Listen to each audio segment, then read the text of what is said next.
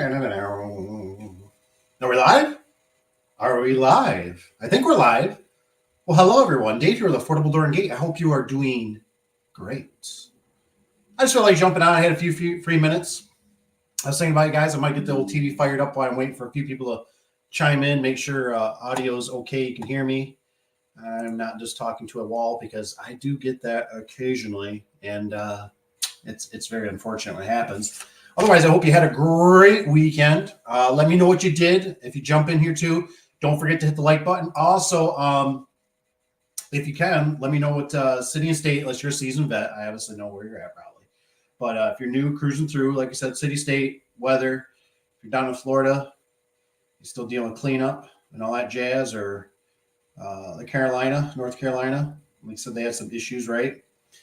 Otherwise, I'm going to just make sure everything's good on my end here, just playing around a little bit. More welcome to ask questions. Oh, so I better start off with the reason I mention it to be recommendation. I'll probably mention it again in case some people pull in. Recommendations on jack shaft garage door openers. I am looking for recommendations on residential jack shaft garage door openers. So if you got any that you feel really confident that you installed, I don't know, 6, 8, 10, 15 plus, and you're like, I feel really good. It's going to turn on. It's going to turn on. You feel really good about it.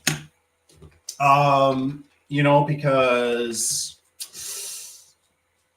let's just say Uncle Dave has had some problems with those jack shaft openers, and I'm not real good with I don't like them. Tallahassee, Florida. Ooh, how's it going, guys? Awesome. What's it like down there? Is it Patrick? Patrick, you everything good? I mean, no, everything cleaned up, kind of. Not cleaned up. It's still a mess. Got power. Any details? I don't know if I've heard the Tallahassee if it's had any problems or not, so you might be kind of safe where you're at. But even if it was the old hurricane, any problems with that too? Yeah, she's firing up. There she goes. I forget now. Is it Patrick? Patrick, are you the one that's still? Are you on over the road? I think you're the one that's been over the road. I could be wrong. Correct me. Come on, down. Son of a biscuit. So let me just tell you about the 8500s. The 8500 LiftMaster. Man, I've had bad experiences with those things over the years. I've even had a couple close family members that they do some weird glitchy things. Like I think the outside keypads quit working, which you would think normally you go, oh, it's common sense, right? The outside keypad, you got to, change the battery. Well, it just totally lost it for some odd reason. It seems to be becoming more prevalent in the LiftMaster products. So obviously they replaced the battery 3 times, 3 brand new batteries. It still didn't work. The wife of trying it was for her mother. So she had to eventually go down there and reprogram the outside keypad to the opener, which is really weird. And they got a little bit of high lift on their doors. They kind of did the right thing, which was when they purchased it, they were like, we already got a garage door guy, you know what I mean? So the builder didn't have to do it, but they had the building already up, which was nice. So I could go in there and I was like, if it was my garage, I'd want some high lift in here because they had, 2 or 3 feet they could go up with it before they jet back. Excuse me. Just get warmed up here. Just get warmed up. If you're in here, just like I said, drop in, say hi. Don't be shy. Howard's back, but it's still a mess. It's going to take a while to get things all the way back to normal. Man, I watched this guy down there, Ben Mala. I don't know if you ever watched him. He's a big real estate guy down there.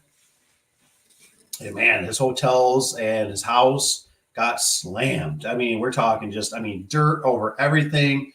The whole lower floors, they had a gut. What a mess. You know what I mean? And Patrick, if you ever get a chance too, you get bored, shoot me an email with some pictures at the Daveadubson@gmail.com. I put it in the description below. Otherwise, if you want my phone number, I'll give it to you. You can always just shoot me a text because, whatever you got, man. You got like neighborhoods or anything that was bad. I love that kind of stuff. I mean, it's not that I love that your community or yourself is hurting. You know how it is, but it's just one of those things when you look at it and go, oh my gosh, what a mess, man. I'm weird like that. It's crazy what Mother Nature can do. Just crazy. Probably about, what was it, earlier in the year here, up in Muskegon, in Michigan. They had some, what was it, from the shop? I think it was about just under about a half a mile away from the shop. Got some straight line winds. We don't really get too many tornadoes, but man, it just took trees down. I mean, it was just like, it was crazy. You know what I mean? All trees just uprooted and tipped over. Just crazy.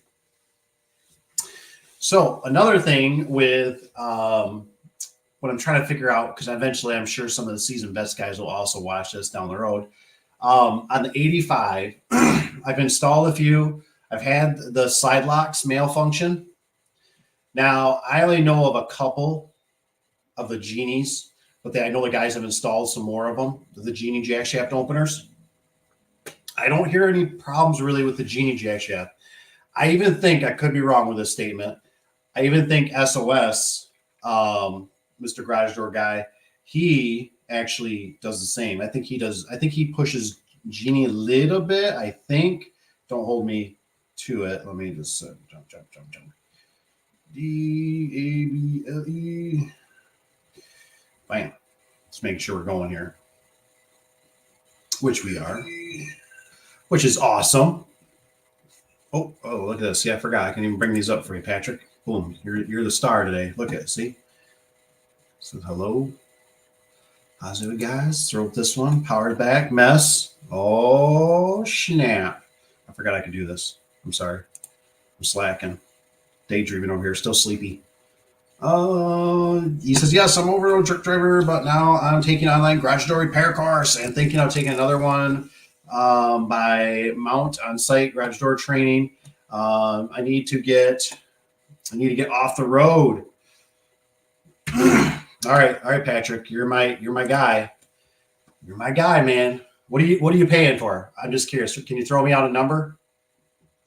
Can you give me any details on them? So I'm assuming if you're doing the one, are you doing the one from California? And what is your, what's your opinion on it? Because, I think,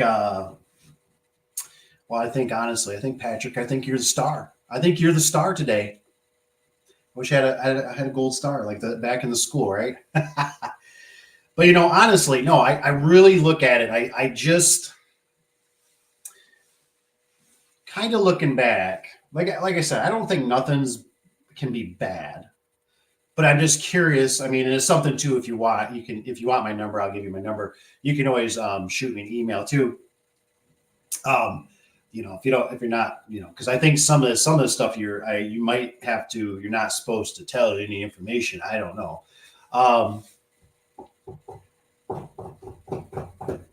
But let me talk about this a little bit. The hotlines are kind of quiet.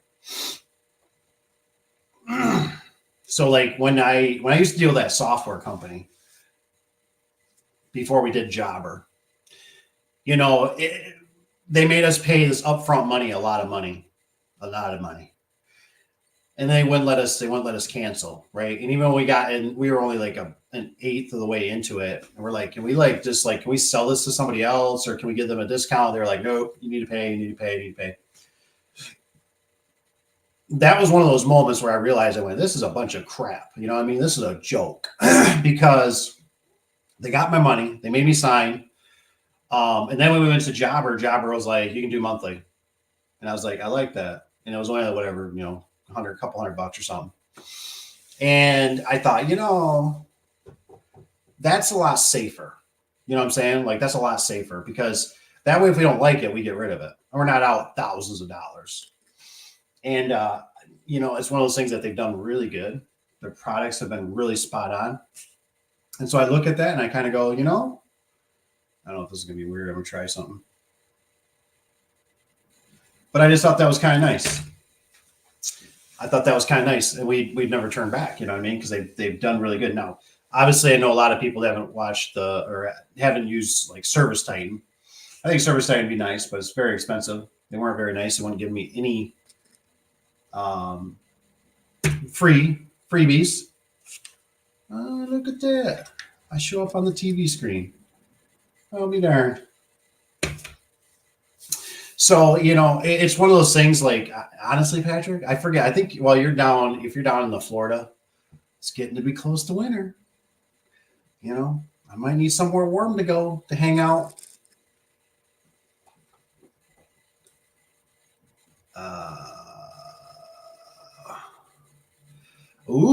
Patrick's got, let me click on this.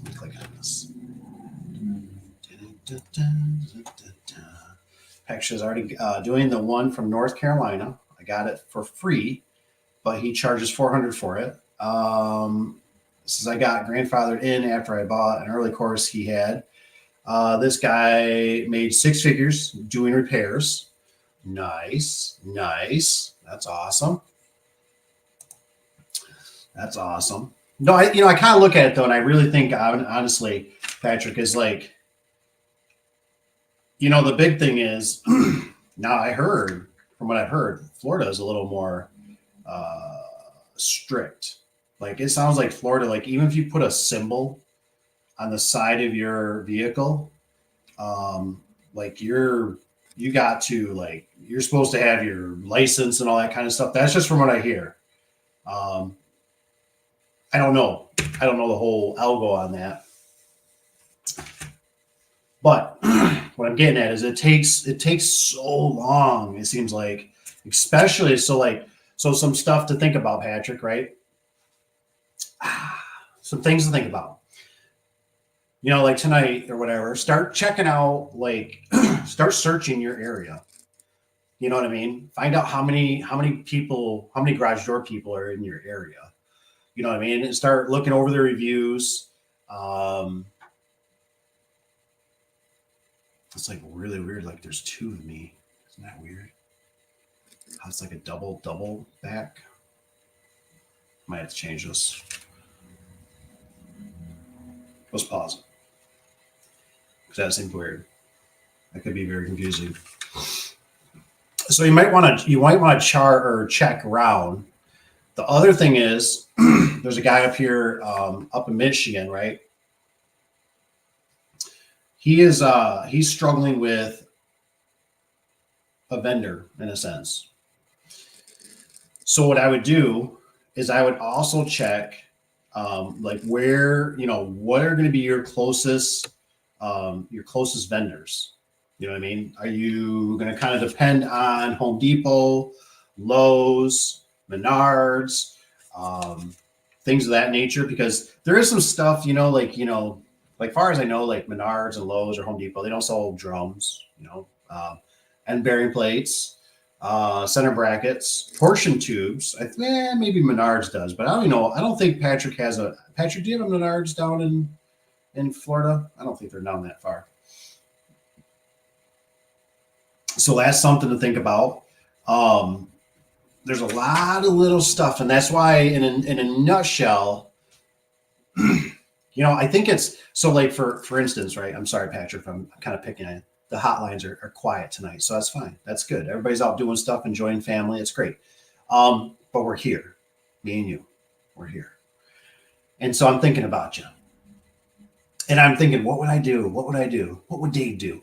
And what crosses my mind is it takes so long to start getting because all it takes is for you to possibly get in with the right customer, real estate, contractor, depending on how dense your area is. But perfect example is I'm thinking Patrick here is it's like truck driving, right? You could read all the books in the world and you still don't know how to drive a truck. Right? Float the gears in, the speeds, even if you got an automatic, air brakes, checking tires with a hammer, hearing the thuds, hearing the sounds of the engine backing up. Those are all things that you just have to get out there and you just have to experience it. And That was red. And so that's why I'm like, I really think the residential garage door openers, somebody liked the recommendation I had, which was potentially, go to the store and go buy a residential garage door opener, take it home, build it. I prefer probably a Genie or a Chamberlain. I'd probably go with Chamberlain. I think they're a little more user friendly. The Genies, especially if you do like the box stores with the rails, kind of, I don't know, they just seem a little cheaper. Do something that's like a belt drive. Rich sent me one. Rich B. He sent me one. I think it was from Menards though, for $179. It was like 2 remotes, I believe, outside keypad, Chamberlain, belt drive. Couldn't beat that price. Good price. But if you build it right, put it on, take some pictures, right? Put it on the grass, have some nice background, whatever. If you got nice concrete or something, and put it out for sale. You can put whatever you want to put, $10 on top of it, whatever, plus don't forget your sales tax and all that. Market it, right? Like you're just selling this. So people are going to click on it. They're like, oh, here's an opener, right? But when they click on it, put in the verbiage, obviously something about, hey, we I also install these. It's kind of you can word it however you want. Say it's a side gig, or I'm just learning, I'm getting into it. I can install this for you, blah blah blah. And that way, like I said, you don't get flagged by the whole or not YouTube, but Facebook and all that stuff. But like I said, you can market something like that, and that's baby steps. Because the nice thing about openers, it's probably going to take you. It could take you 2-4 hours. You do a door. Doors get a little more, especially if you're doing a tear out, stuff like that. So if you just start small, then you learn the low voltage of things. And what I like about it too is you can actually put the opener together at your house, right? Put it on a ladder, some sawhorses, and then you can play with it, right? Typically, remotes will be programmed from the box store. You can read the instructions. Because really, an opener, you basically got the front, the nose piece, you pin it, especially if there's an existing one there, that one died. That's normally pretty straightforward. So things like that you can get into and just start getting your feet wet, and people start talking about you and start recommending you. That's all good stuff. Rich B, he's in the house. What's up, Rich? I see you there. It was Home Depot. That was Home Depot, Rich. Yeah, I looked at it I thought it was Menards. I figured because you sent me the screws. The screws are what screwed me.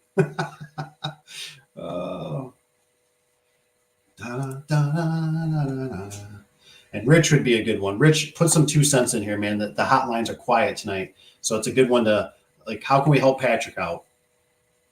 What would you do? You think I'm wrong? Think I'm wrong with the whole start slow, do the residential garage door openers?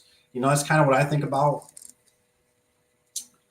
What's Patrick got here? Says, I have been doing appliance repair off and on, but lately I have been getting a lot of garage door and opener calls. Ooh, good for you. Good for you. That's awesome. People even call me when I'm on the road. Was American Shield offered me? Is that a contract? What is American Shield? Patrick, can you give me a little more details on that? American Shield offered? I'm assuming, is that like a home, is that a home repair? Because I think you got to be kind of careful. I think Mr. SOS, I'd recommend you go check him out on his channel, Mr. SOS on YouTube on garage doors. I feel like he used to do home. I don't know if he's ever really talked about it, but he's done the home repairs. I thought home warranties. Let's see if we pull them up.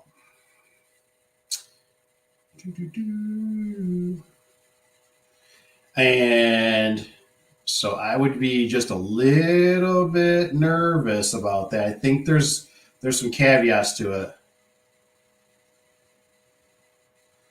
Let's see what he's got here. Entry. Here it is. Mr. SOS Garage Door Service. It should pop up. They'll be behind me. He's a good dude.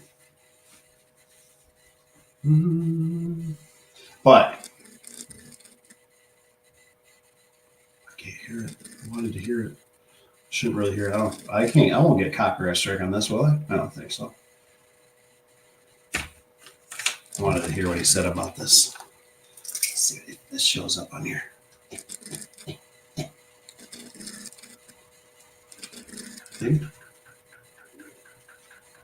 Let's party. He's talking about the most hated garage door, I think. Diving deep into is from Wayne Dalton. It happens to be their 9100 model garage door.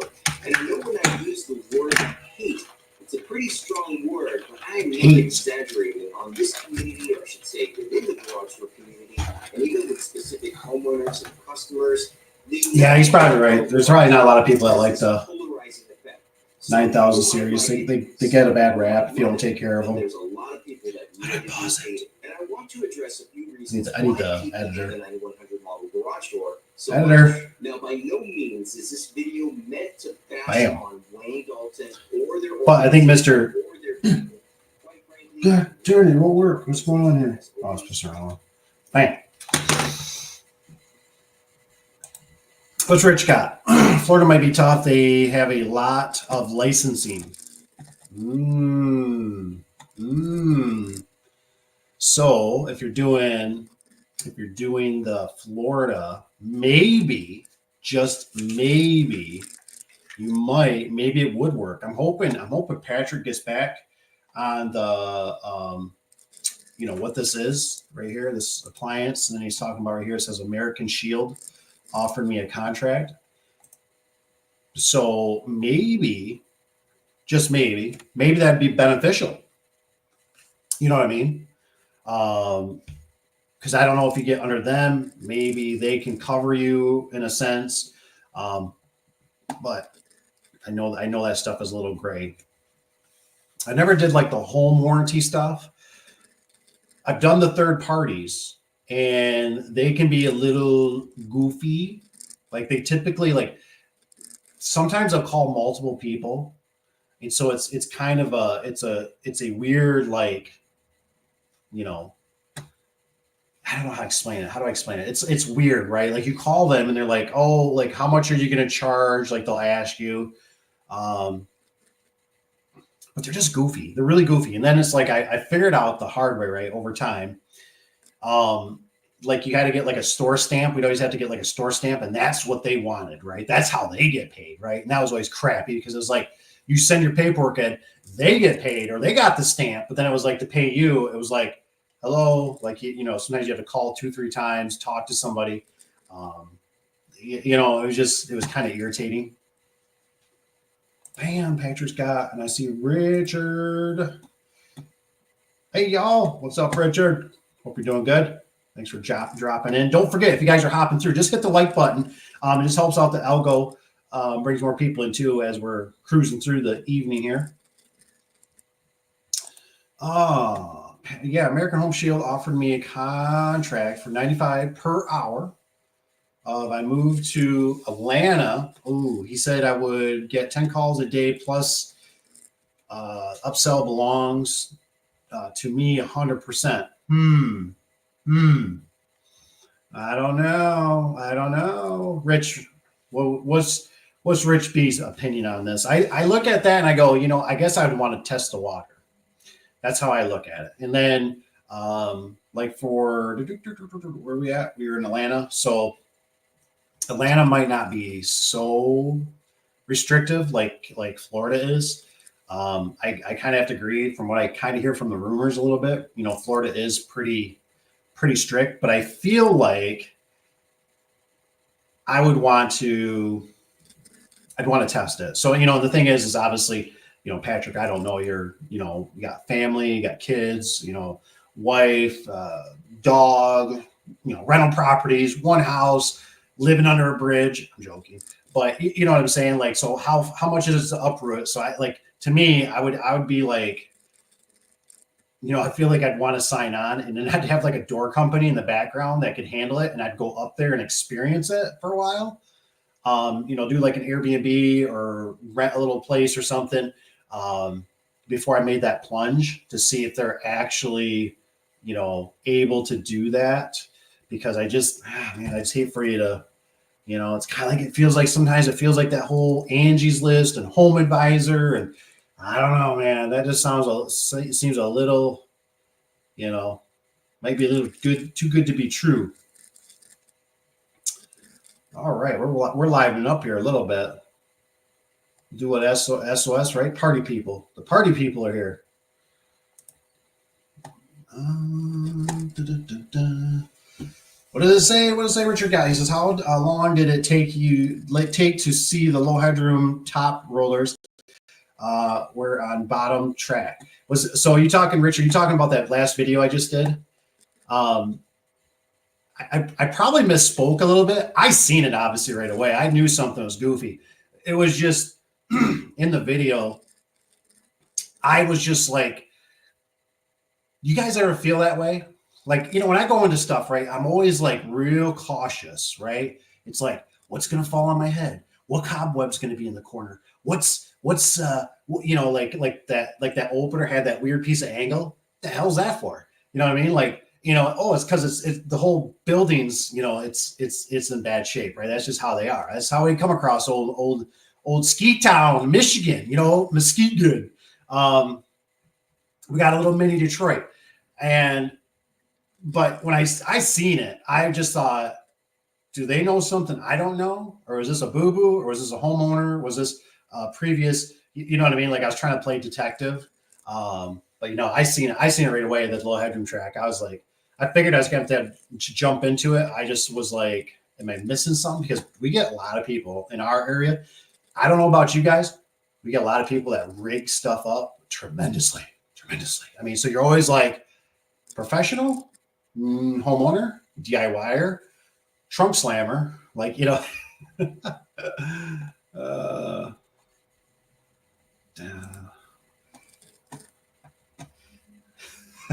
was that Rich? Rich, is it sound fishy to you, Rich? Is that what that? Rich always got cool little stuff. I see Tony's in the house. What's up, Tony? We doing a live tonight, Tony, or what, man? Rich B, what's up? What's up? Oh, we got Rusty. Rusty, what's on the game plan this week, man? What you got? What you got in the books? Oh, dang, look at this. We're hitting it up here. You got Jacob. Is it Bitten? Is it Garage Door Service? What's up? Home Advisor, Angie, this is a waste of money, and I don't recommend. I am totally with you. Now, so I want to pause for a second here, and I want to address this. Now, if somebody's got any intel, maybe Jacob has. I could be wrong with this. I was talking to a guy in another business, and what if, right? So Google's basically doing it, right? Google obviously is in a nutshell, right? You pay more money, you get towards the top, right? You big bucks, you go towards the top. But what if, and there's organic and all that stuff, I know. But like, what if with Angie's List and Home Advisor and stuff like that, what if they got a contract a little bit more, right? They got a better rate with another guy, you know what I mean? Because they're not always telling you the numbers and stuff. And, they send that stuff out to them first, and then it kind of trickles down in the list, right? It gives it 5, 10 minutes, 20 minutes. I always wonder, because like I said, we did, when did we do? We were doing Home Advisor. And, I'm one of those, I'm a very, most of the time I'm not, but I can be very competitive, right? Like, so, I had it linked to my phone, and I mean, as soon as it would come in, bam, on my phone, I would literally be like halfway in the town somewhere. I would start driving there. I'd just start driving to the customer. And at the time, I believe at the time I had 2 secretaries. So I get one of the secretaries on it, call the customer right now, and they would get notified too. And I'd be driving over there. I would pull the driveway, and there'd be another garage door company there. I'm like, what the? No way. Like, no way. How did they get here? Like, no way. And it was almost like, it wasn't like they were just walking the door. Doors open, truck doors are, open. They're already like a quarter or halfway into it. And I'm like, what the? We were getting just weird leads and stuff. It's just such a joke, man. Such a joke. What a nightmare to get rid of. So if you ever, like I've always said, if you're going to do it and you don't want to listen to Uncle Dave, use it on a burner card. That way you can just shut it off, because they are a nightmare to get rid of. They always promise the moon. That's what Rich has got for Patrick. Patrick's something to think about. Got to be cautious, man. Got to be cautious. Tony says, I'm with you, Rich. Yep. Yep. Like I said, though, it's nice. I mean, especially, if you could get that and, you don't have to, is it build a tiny home?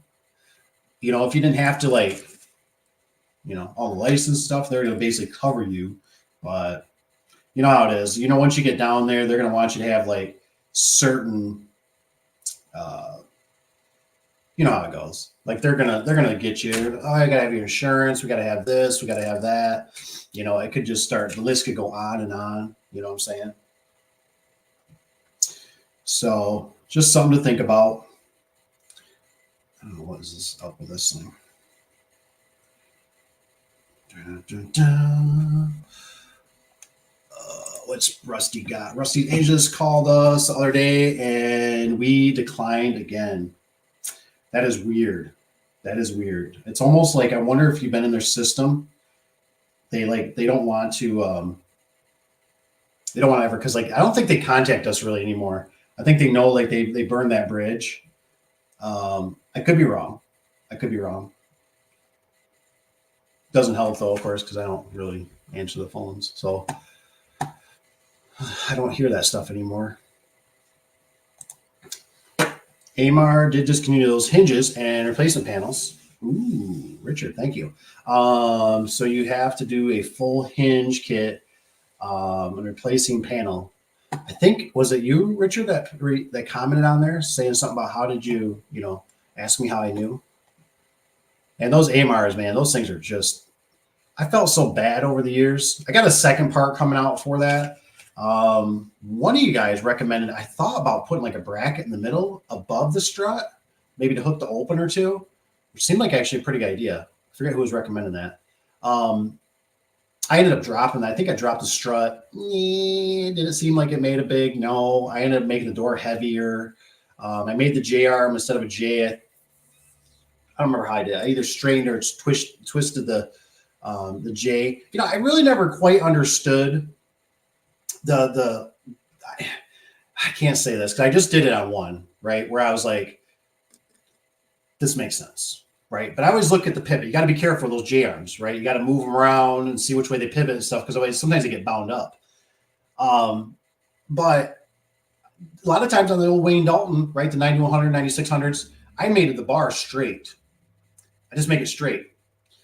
But they always show you in the picture, right? They'd have like the J down from the trolley, then go to the door. So I don't know how I did this one. I might have done it.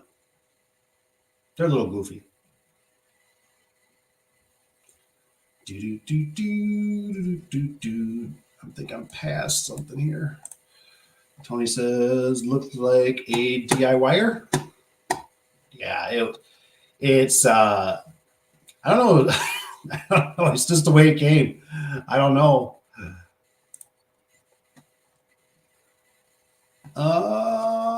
Patrick says, yeah, I've already dealt with them on appliance repair side. Oh, okay. They are one of the largest third-party warranty companies, and they're good. I always got paid. Negotiated. I can't say that word. I set my terms. Negotiated. Why can't I say that right now? Dry. Negotiated rate and my money on time. Perfect. Like I said, obviously jumping into a new area, it might be. What do they, Patrick, they make you, and obviously you must be kind of good with them, make you have car insurance, proof, send you, 1099. That's kind of nice. I ain't gonna lie. It says I need 50 subs and I have 51. Yeah, they welcome you. They lied to you. Just like the government. Tony, I told you, man. Stuff is always changing. It's goofy, man. It is goofy. They gotcha. Tony says, Patrick, what's the licensing with Florida? That is a good question. See, I'd always be kind of curious, Tony. We can always discuss this at a later date. How would that work for you? You know what I mean? If you say, well, my headquarters, is up in, Indiana, but you're down there, are they going to, kind of red flag you? And this is a good example right here for anybody kind of thinking about things. This is actually good for me too. I'm kind of trying to get the juices rolling here in the head. But I look at that and I go, see, is this why, for instance, if you were to do like an enterprise, right? Because then they can't target you. So the one I always refer to is my buddy used to work at ABC Roofing. And I look at it, I go, it's ABC Roofing, right? Well, that doesn't mean they need to be licensed, right? Because for a builder's contract or builder's license, because they're not installing it. They just are a supplier. So, like, I don't know how that worked down there if you were to get pulled over and somebody said, like, you don't have your thing. And you say, well, that's my business back at home. I'm just, I just work on rentals or something. I don't know. Stuff to think about. Quiz me. So we have 4 12x12s at a fire department where they paid someone to pressure wash the doors, and they used sand and ruined all doors. Ooh, and one opener. Wow. There was about 6 inches of sand in the garage. Holy catfish. I kind of like fire departments. I don't know why. I kind of got a soft spot for them. I mean, obviously all the service they do for us and all that kind of stuff, but I also, I don't know if it was because the fire departments, it's one of those two things that I always say in the garage door business, what you are. You're a tow truck driver, and you're a fireman. That's how I look at things. That's how you always are in the garage door. You're a tow truck driver and you're a fireman. The tow truck driver side, how fast can you get here? What's the price and how, blah, blah, blah, blah, blah. You know what I mean? How fast can you do it? And then the fire department side is, is your truck organized? Is your truck clean? Is your truck ready to save the planet? You know what I mean? Because once you go out there, if you're not all stocked up and you forgot to do something or forgot to grab something, you lose.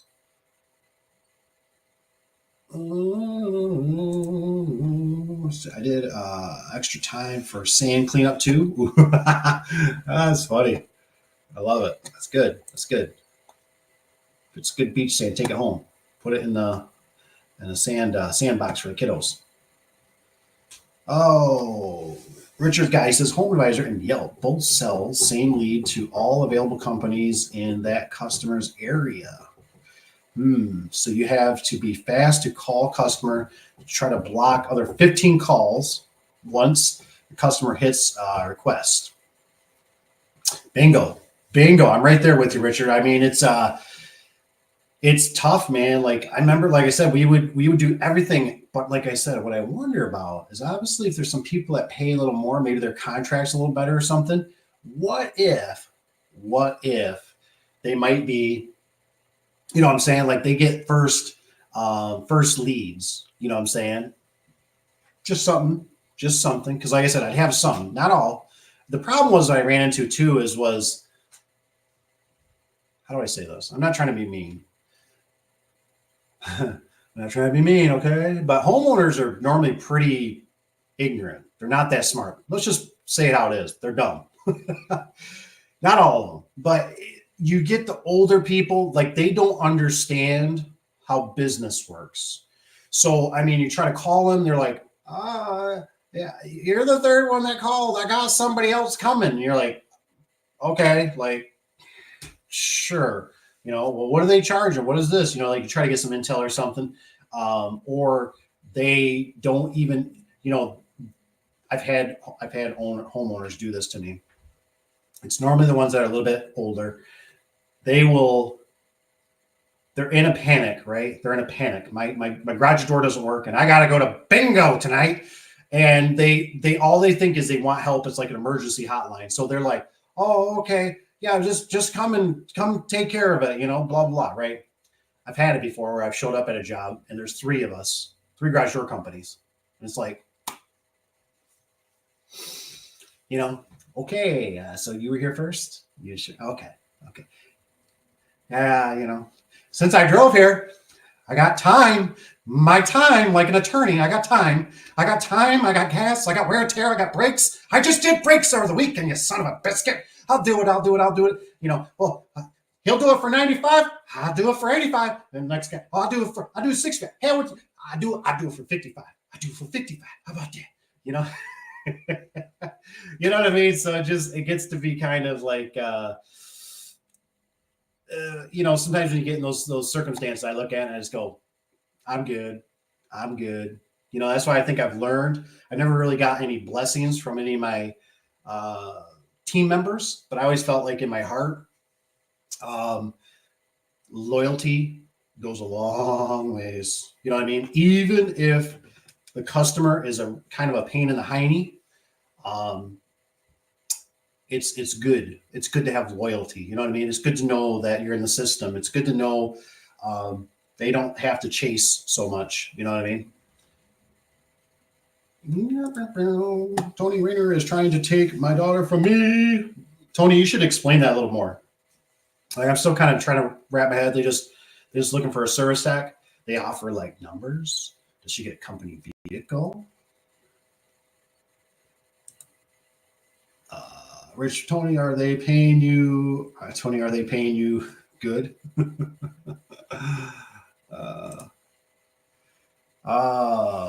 Yelp all over me. I told them I don't pay for leads. I think Yelp is a joke. I hear nothing but bad things about Yelp. I really do.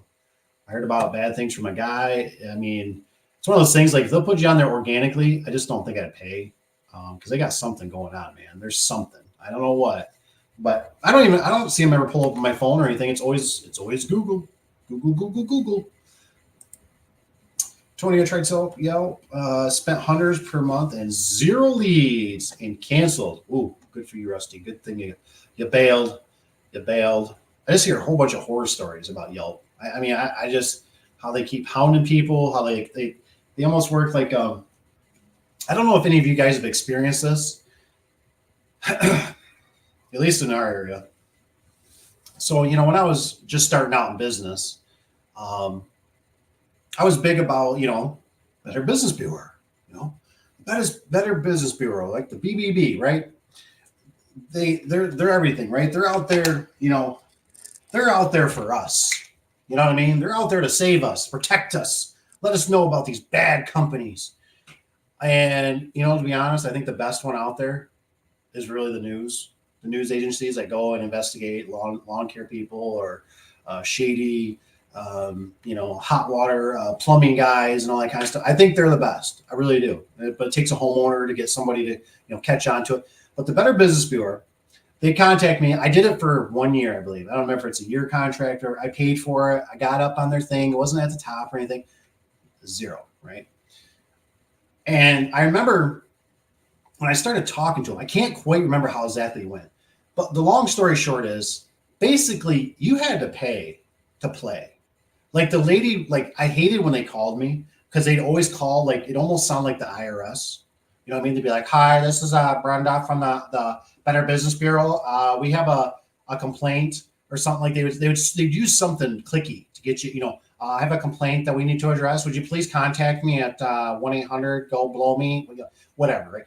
And so I contact them and they're like, "Oh yes, would you like to read?" And I'm kind of like, "Wait, but I thought there was a complaint. Like I thought we had no, but if you like, I remember they worded it like, if you don't, you could get a bad review."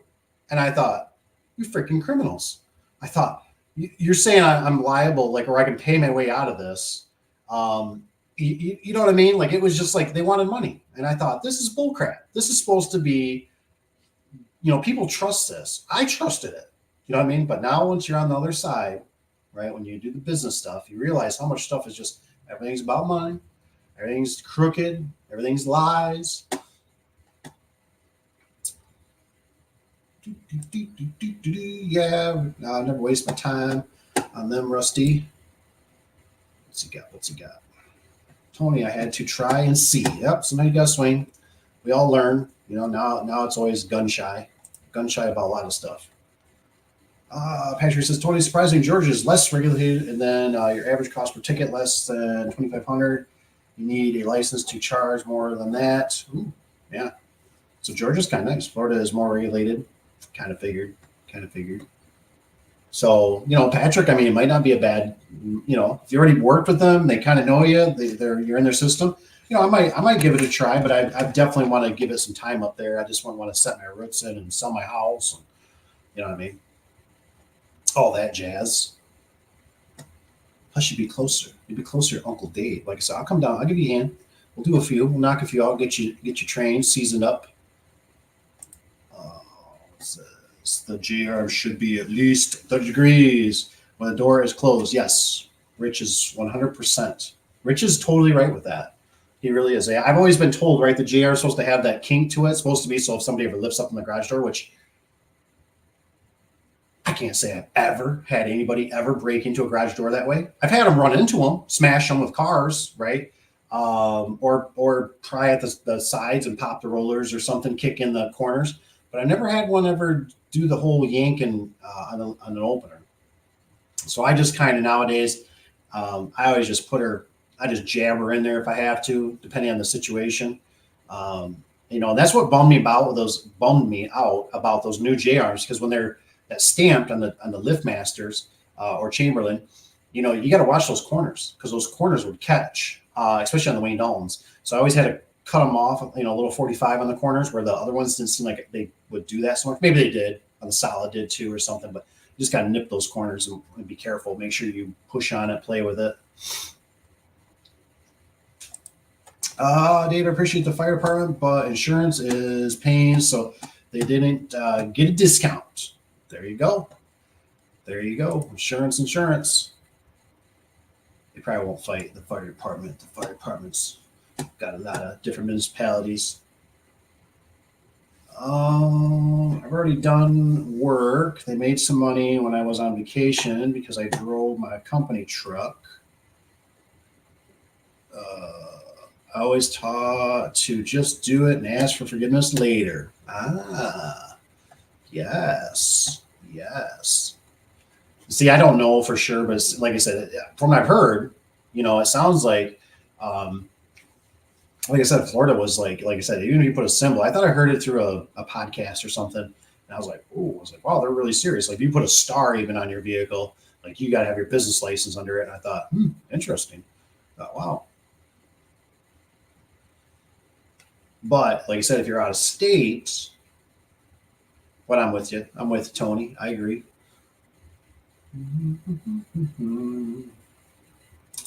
Tony, Florida, you have to have a license to do any kind of contracting.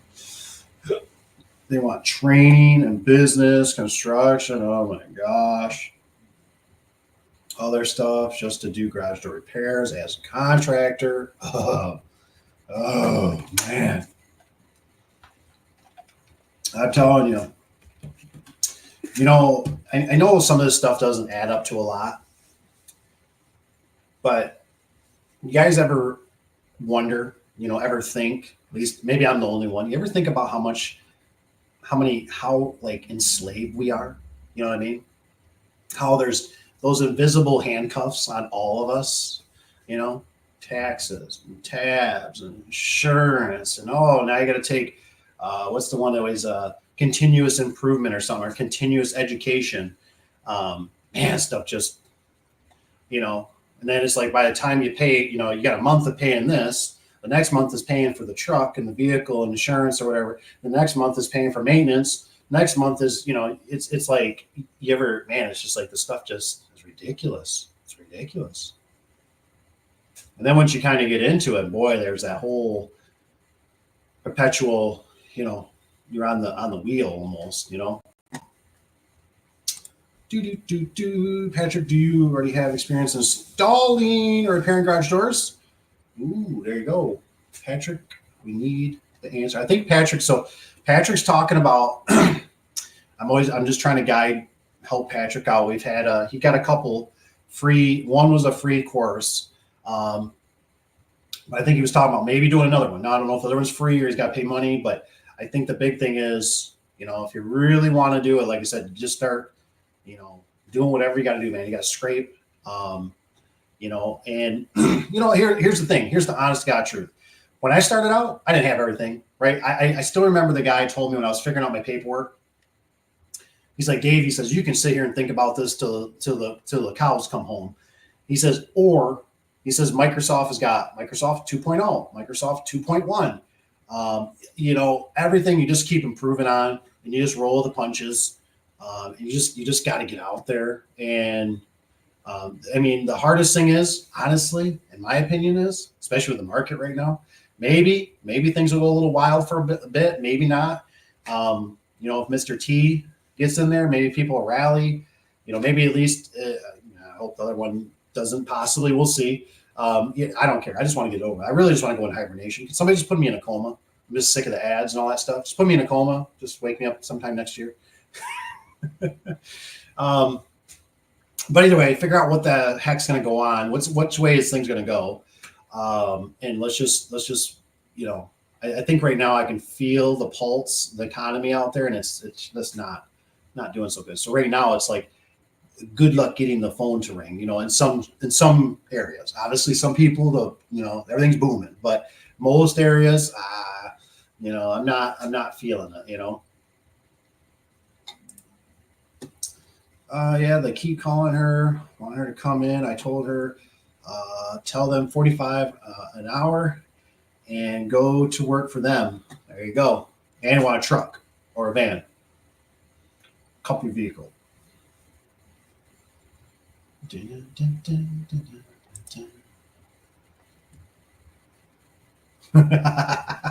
Rich's guy says a co-hanger can open anything. That's right. I did that quite a bit. You push on like the top panel, especially, they'll give a little bit. You get a co-hanger in there. It's like, I try to do it like when the customer wasn't looking, so they wouldn't be like, because they don't realize how much their door can deflect before they, now they're focused on it. They see your fingerprints or something. What'd you do to my door? And I have sometimes where they'd be like, I think we're like locksmith, and they're like, I locked everything. The windows are all boarded up. Can you get in? And it's like, wait, I think I got a remote maybe inside, but it's got a dead battery. Will that work? And yeah, go inside, check that real quick. Hurry up, grab a co-hanger or something, pop it, open up the door. How'd you do that? I just pulled the disconnect. I don't really want to tell you because then you're going to be paranoid and you're going to tell me we got to block it and put a cage on it or something. It's fine. Dun, dun, dun. So, I got a customer that locked out their house, and that way we get a lot of customers, especially in our mini Detroit.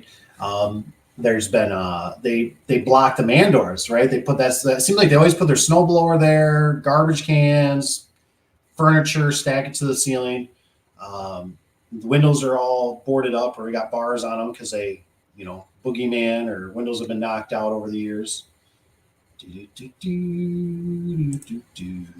Church got Florida, got tough on things after Hurricane Andrew. Which year was Hurricane Andrew? Remember, Rich? Hey, Patrick, go to Papa Tony's at 5340. Watch my videos. I'll help you out. Move to Indiana. I'll put you to work. That's right. I'm about ready to come down. I want to go down to Indiana. So it's just a hair, not much. Maybe like 1 degree warmer than Michigan, but Indiana was actually pretty nice. When I went down there for Josh, it was pretty nice. There was some money floating around there, that's for sure. More than, I can't say for all of Michigan, but just in the spot I was, money was floating.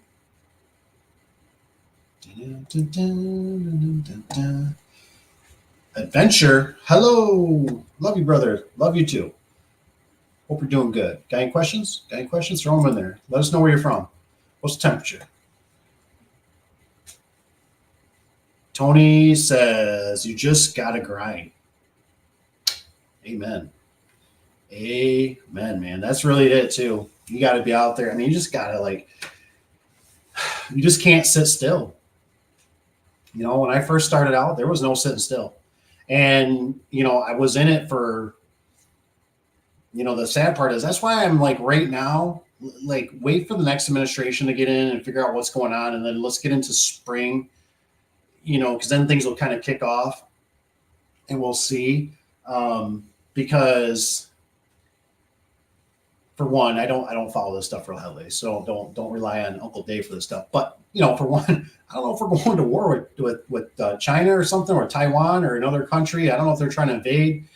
So there's that. We got this election. There's stuff that's being suppressed behind the scenes. The wars that are going on. There's a lot going on.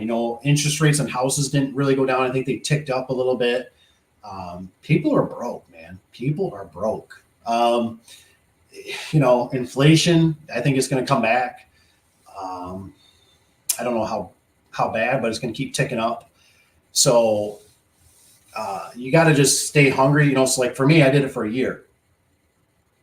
Like I said, when I started in 06, you didn't even have to try. It was kind of like some of us experienced, right? In the co and then the vid and did and the 1.9, that thing going on a couple years back, things were going crazy. They sent that money out. I've never seen the mechanic shops, right? For the automobiles more packed. I mean, the phone was ringing off the hook. Uncle Dave was driving around all of Michigan. I mean, I was all the way up in the UP. I was up in Traverse City, Petoskey. I mean, you name it, buying garage doors, manufacturing garage doors at home.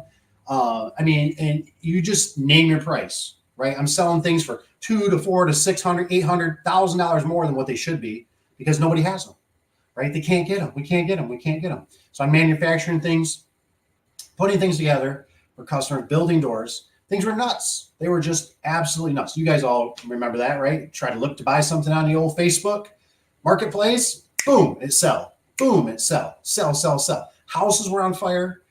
That's what it was like in 06, right? For me. Well, did it for about a year. Jumped in probably too fast. We're still 50-50 really. Residential, commercial, residential, just flatline. This is just my opinion. Residential follows this right here. Television. They follow this. I can drive by. I can drive by at nighttime, and all I see is that TV on. Now, I don't know if obviously watching YouTube, whatever, television, the news, but they're all watching television, right?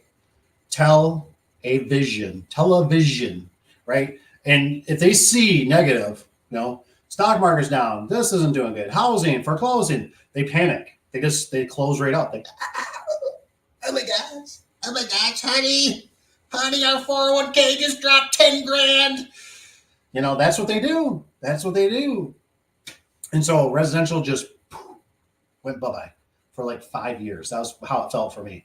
Now, did we still get a broken spring in here and this and that? Yeah, we did. And did we do a door? Yeah. But it wasn't like 06, man, where you were just slamming out 3 doors a day, 7 days a week. It was very spotty with residential, but our commercial kept us going good.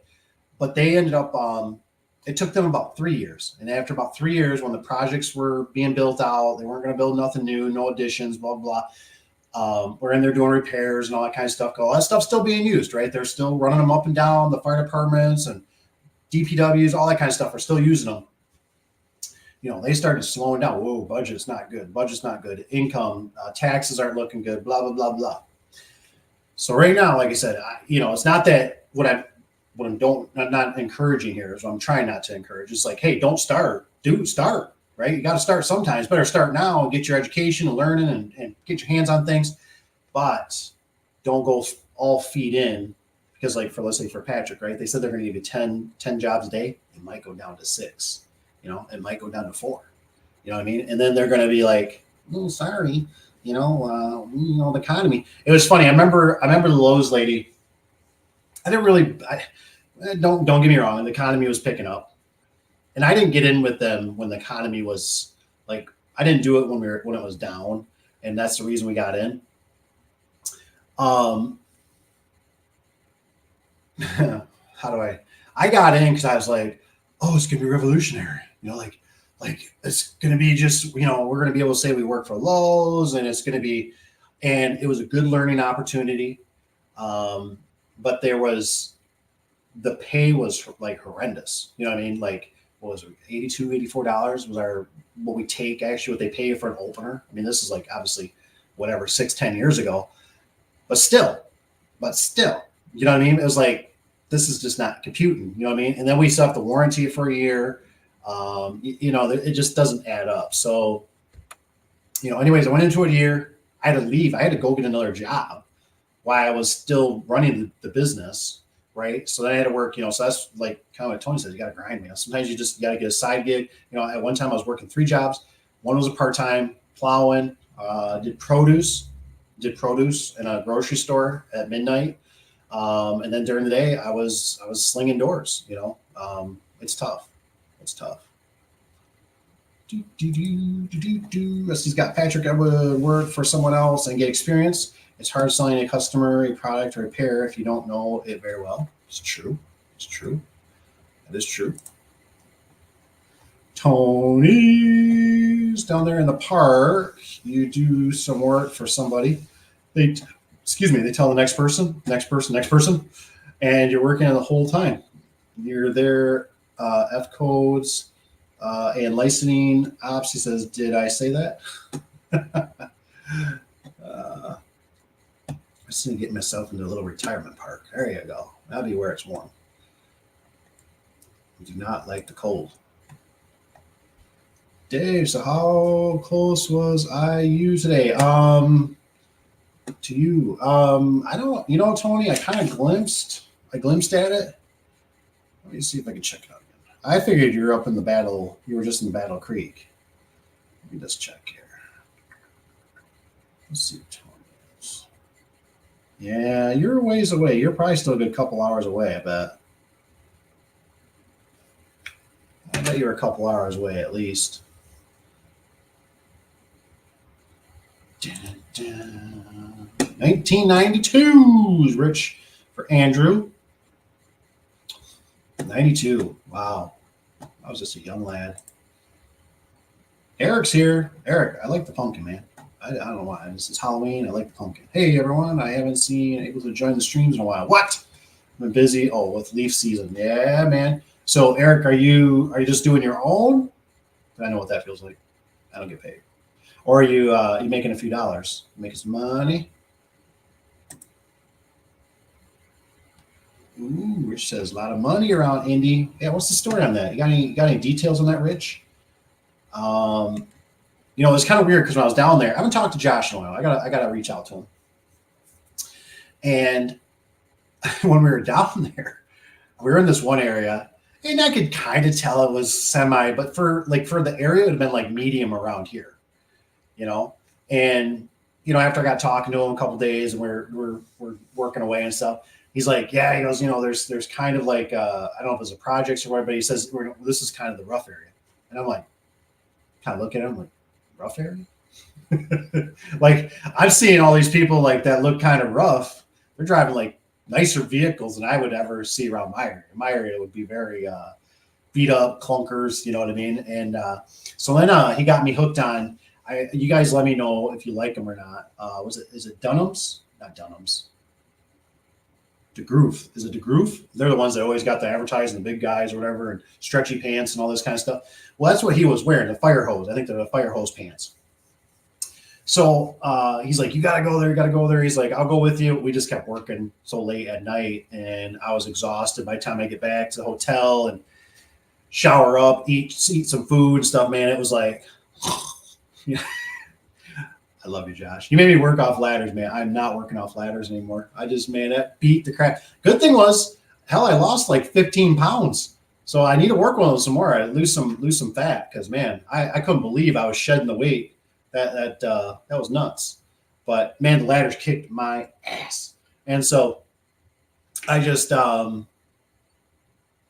sweating, hot. By the time you get in the air conditioning, you lay in that nice cool bed that somebody else made for you. It's nice. But anyways, the money around there, just seemed like more money. There was nice stuff. I think there was a major highway getting built by the Durries. I can't remember what the hotel. I think it was Durries. Man, they had it phenomenally. Perfect for a contractor. Nice. They give you meals. They give you a slip for 2 drinks. I didn't drink, but you had fountain drink there. It was a nice place, man. Clean. I met the manager guy in the elevator. I talked to him for a few minutes. Super nice guy. Rich, I think the money is everywhere if you aren't afraid to charge more. I don't know about that. Your competition will eat your hiney, at least in our demographics. But I agree that you can, if you make the funnel big enough, you can always skim. But how much work? And then the problem is you always got to remember with garage doors too, right? I've always said everything you touch, now you're liable, right? You're on the hook. They know who did it. Isn't this covered under warranty? It's like, why would I ever have that fight, right? I remember that one guy. I still remember that guy from the auto place. This was kind of a rough area, and somebody else used to take care of him. We finally got in there. We were taking our vehicle there too, or some of the service vehicles. Especially in our area, this place was always jam-packed with vehicles. I mean, parked on the road, there was just nowhere to park ever. And they were the cheapest rates, so everybody come flying. And we worked on that garage door, and I remember that guy calls me, and he says, "Hey, that spring you just installed, it broke." And I'm thinking, I've never had a garage door spring break in it was only 2 or 3 months old. And I'm like, I didn't even know what to say. The way the guy just come out, he goes, "That spring you guys installed, you guys need to come out here and take care of this and replace it, basically for free." And I'm like, yeah, that's not going to happen.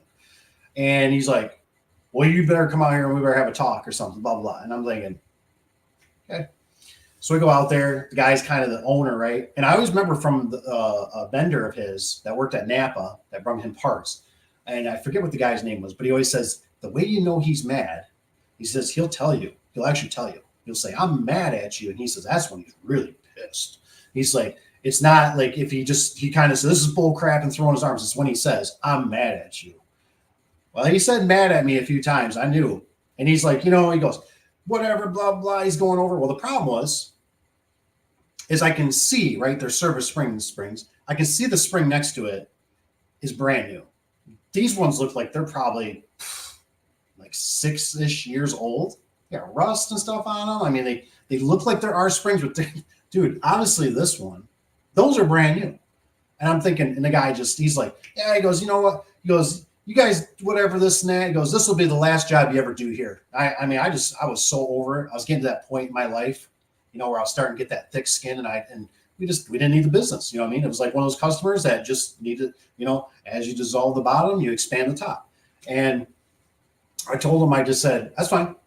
I said, "That's fine." I said, "We'll get this taken care of." And I said, "We can be done." I said, "Just make sure, we always got paid," which is always weird. We always go to the secretary, which was a guy he worked there, whatever. Anyways, he'd always cut us a check. And he literally come back about when we were done, because one of the guys was out there, and he's like, there was confrontational. So I'm kind of like standing there, I'm the boss man, right? So I'm watching them work. I think I had 2 guys out there. It was just me or something, 3. They're doing the job. I'm sitting there thinking about my decisions in life. I don't give a crap. I just don't give a crap. Like, I don't want to work at this place. There's got cars in the way. The place is kind of dirty. It's just, yeah. And he comes back and he's like, "Come here.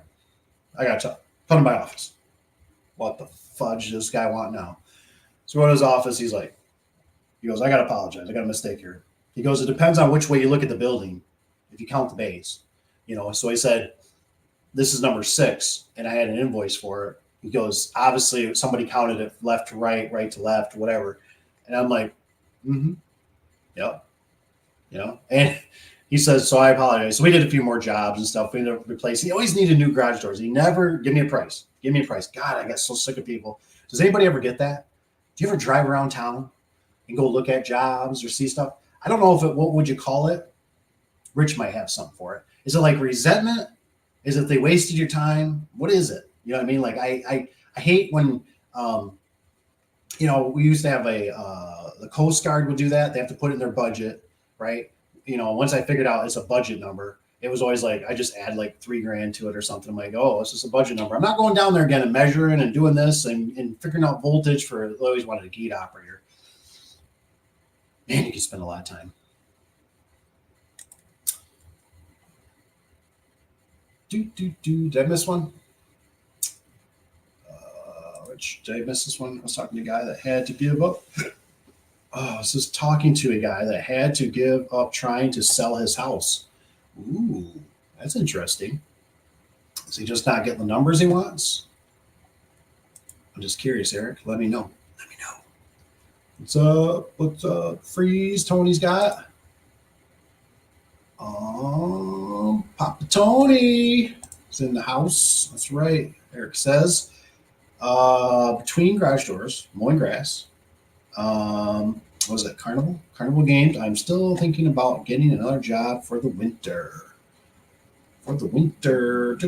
What you thinking? What you thinking, Freeze? Thinking plowing? Shoveling snow? What are you thinking?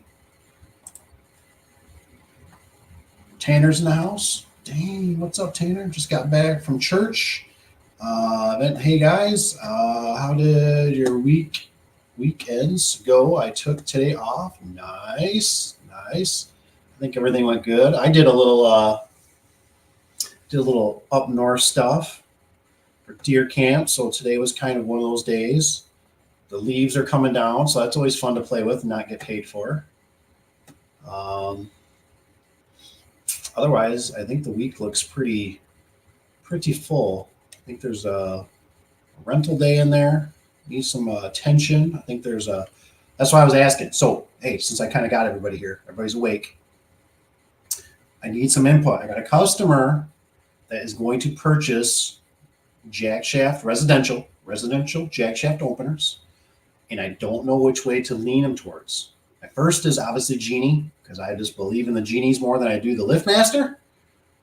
But if somebody feels confident, I'm willing to listen, that they've had a pretty good track record, not a lot of callbacks, easy to set up, nice features. They like, what features?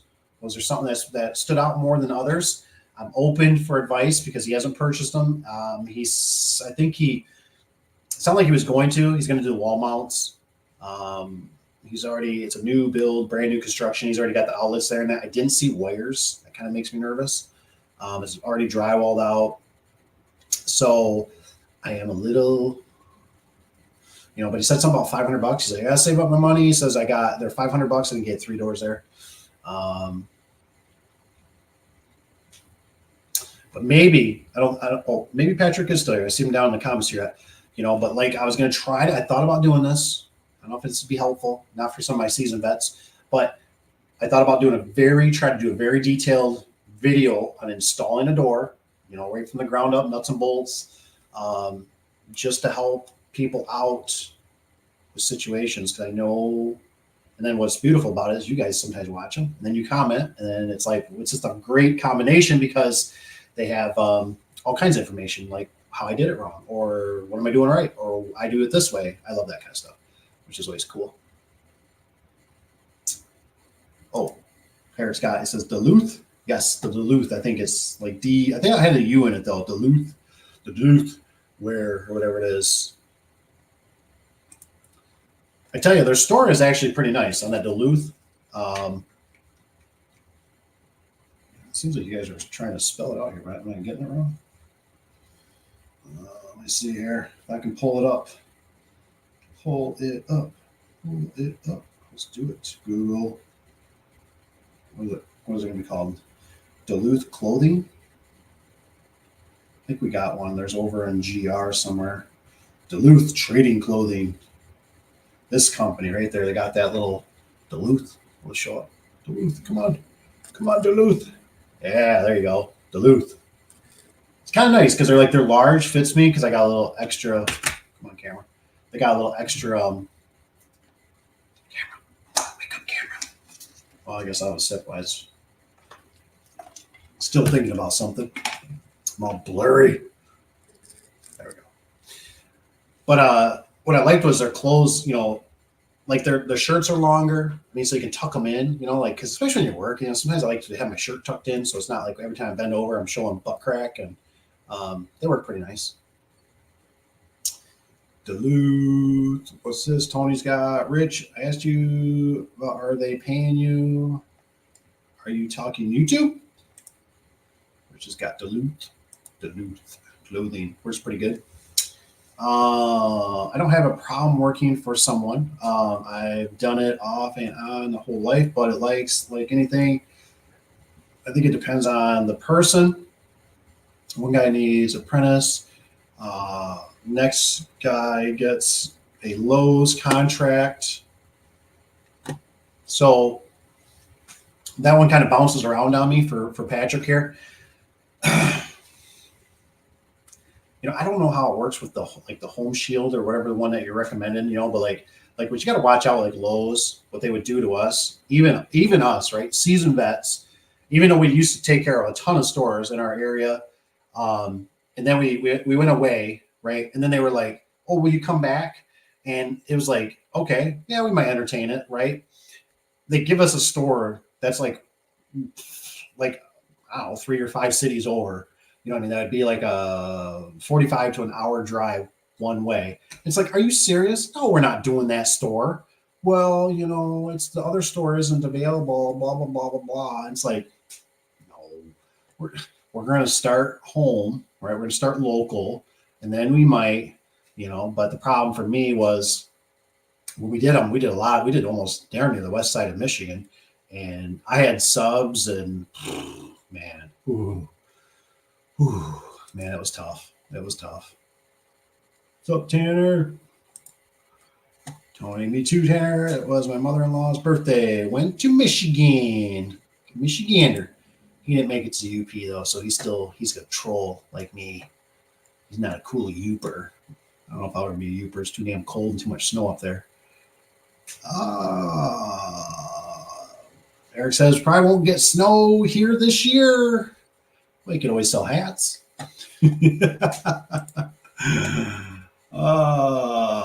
Says all public works needs their bids. That's right.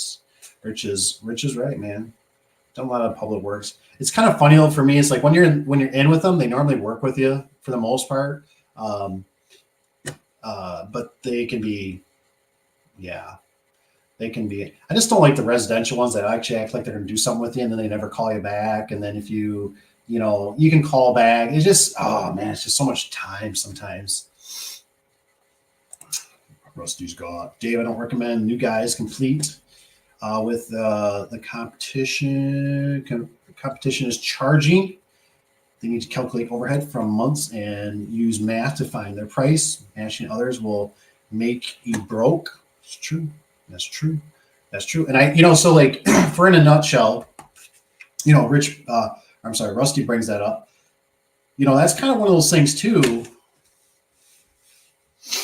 that sometimes I think about the industry a little bit, and sometimes not that it can't be good, not that you can't expand, but I sometimes think about how it's kind of like, how do I say it? It's that vehicle that can only go so fast to some degree, right? Depending on, obviously, unless you're going to build like a precision door or something of that nature, because, I mean,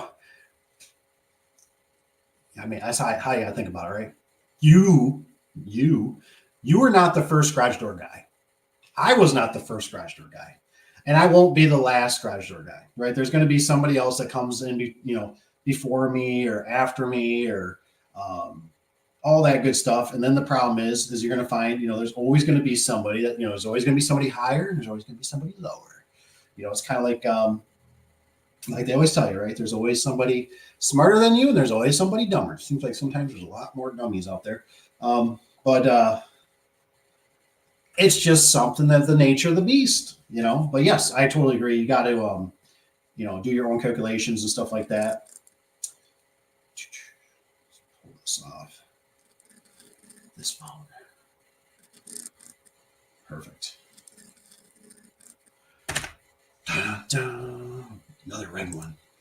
Tanner says, I've only had one problem with LiftMaster, the 98022 jack shaft opener, and I think the electrician messed with it and had another, but good luck with them. Let me write this down. Because like I said, I don't know what he's going to go with. I have a feeling he's going to buy it from the box store. So I'm a little bit, I have heard you guys mention them before about the jack shaft openers that the LiftMaster's gotten better. I've just gotten burned so many times on that 8500 that I'm gun shy when it comes to LiftMaster on them. But what I was thinking about doing is I was going to make him kind of the guinea pig on it because he's close, which is good. And I was going to say, hey, look, I want feedback. He seems like a good dude. So I thought that'd be the one to be like, this one will give it a shot and see how it does, how it performs.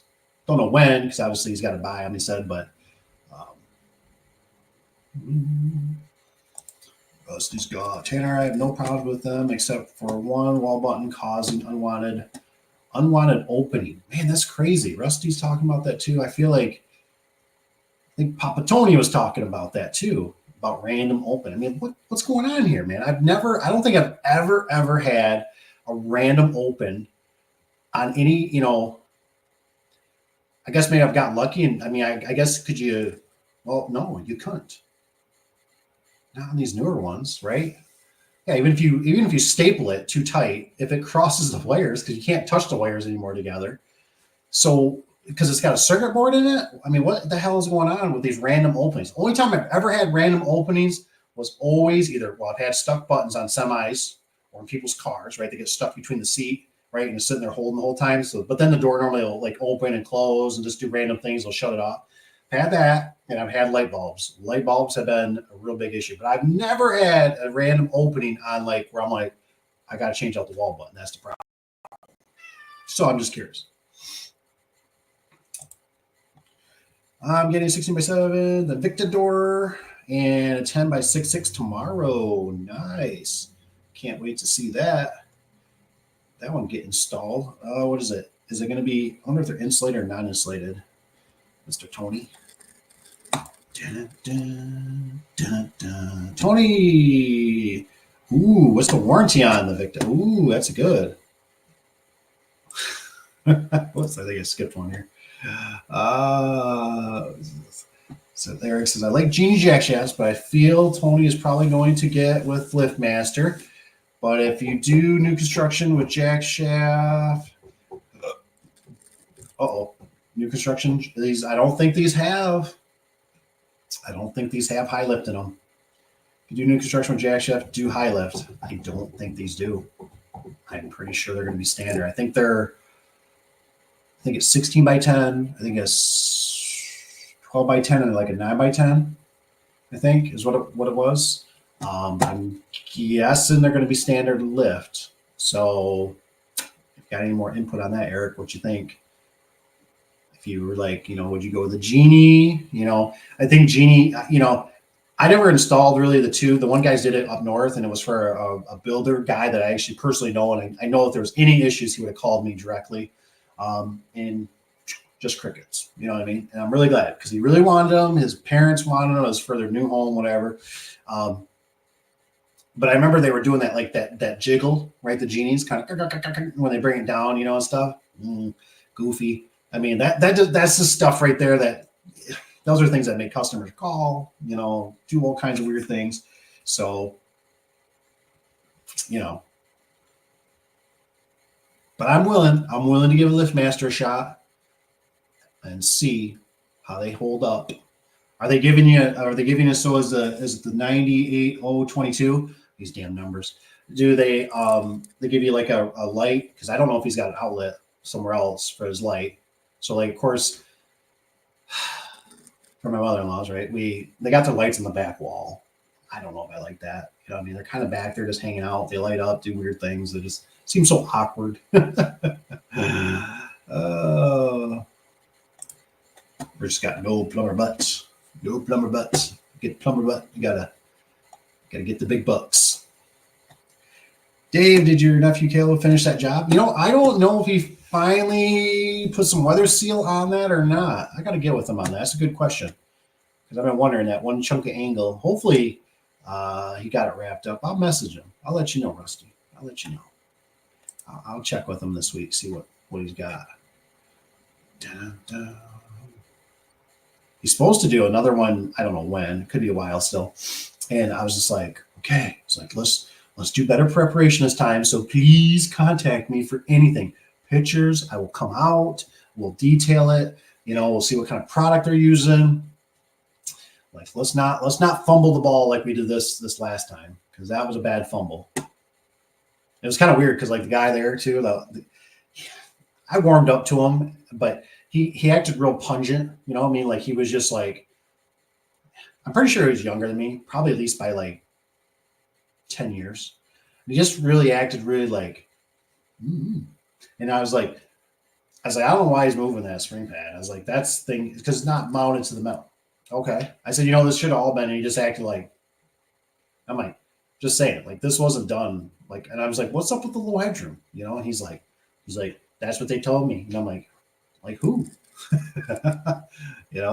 He was nice towards the end. It was all good, but it just came across kind of like my crap doesn't stink. Did I miss one? I know new LiftMaster issues throwing cables. I know the new LiftMaster have issues with throwing cables. Oh, Eric, I don't want to hear that. That is not what you want to hear. That's what I'm worried about. So you're saying I should like tip the tracks, make everything roll downhill, baby. I try to sell your service as icing on the cake. I like that. I like that.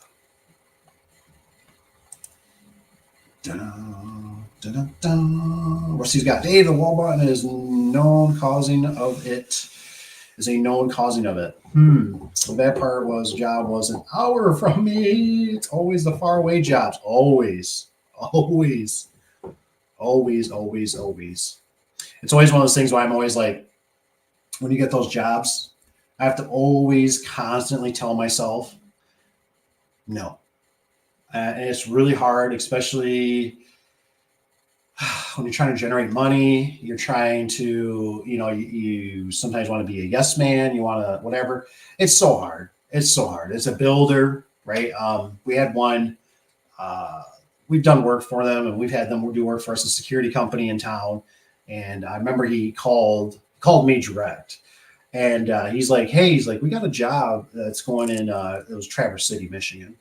And he said, is that something? And it was for like a gate operator and stuff, or a gate, and I'm like, no, and no. Like I've gone down that rabbit hole. I don't like to orchestrate the guys. Everybody, the problem is the mindset of people nowadays, and it's just getting worse because the thing is that what we're up against, and a lot of people don't, well, some people probably don't, is that we have the government that is programming, brainwashing all the younger generation, all the people of the world of, you shouldn't do this and you shouldn't do that, and you should cut this off and you should add this. And I mean, it's like, we don't even have like, when you think about even the movie industry, right? The movie industry doesn't even have like the old soldiers and heroes and big burly guys and all this stuff, right? So you got all these weak people. And it's like, it gets to be such a blunder to try to orchestrate that stuff. And then either you have to do it as the owner, right? You have to sacrifice, which is really tough, and that doesn't entertain me anymore. That's why I'm like, always telling people, you're starting out doing stuff, right? Where are you located? That's going to expand how far you go in a sense, right? Where do you get your supplies? How close are your vendors? All those things add up. Things that I would have never thought of, especially when I started out. Like I said, it was just like, you do something, you're like, oh my gosh, I just made $200. Oh, yeah, it's great making that 200, but then eventually if you start bringing in people and you start doing everything legit and you start doing, now the vehicles are wearing out, depreciating. It's that vortex I talk about, that now you got to, you got to make that vortex. The tornado needs to get bigger, and the bigger it gets, the more it sucks up, I digress. So the wall button. It's interesting. I wonder if the wall button has anything to do with Andy's video about talking about how they don't have the double click anymore. He's saying only have one click. That was like a way they made the switch cheaper. Just wonder. Tone Rusty workmanship hard work warranty is 3 years.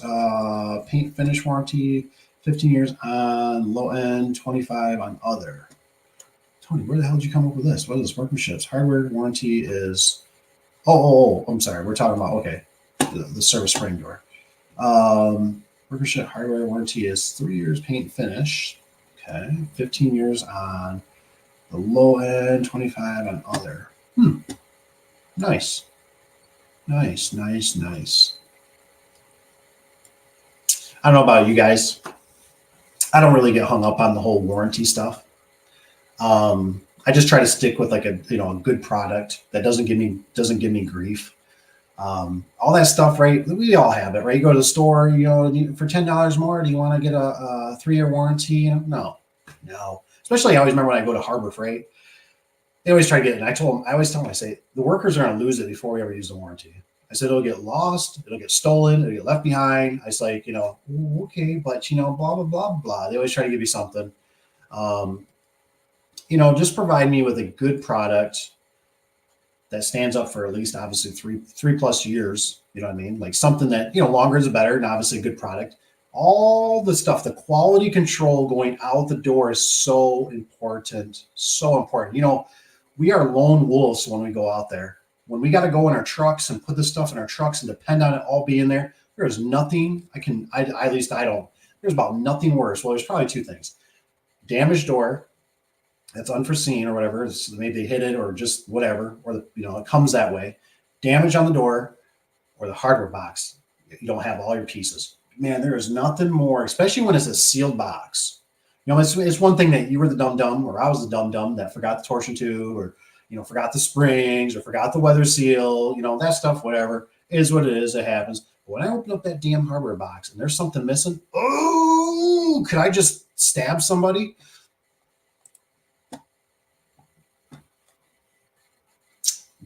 Tony, Dave, they're both insulated. Nice. Can't wait to see it, Tony.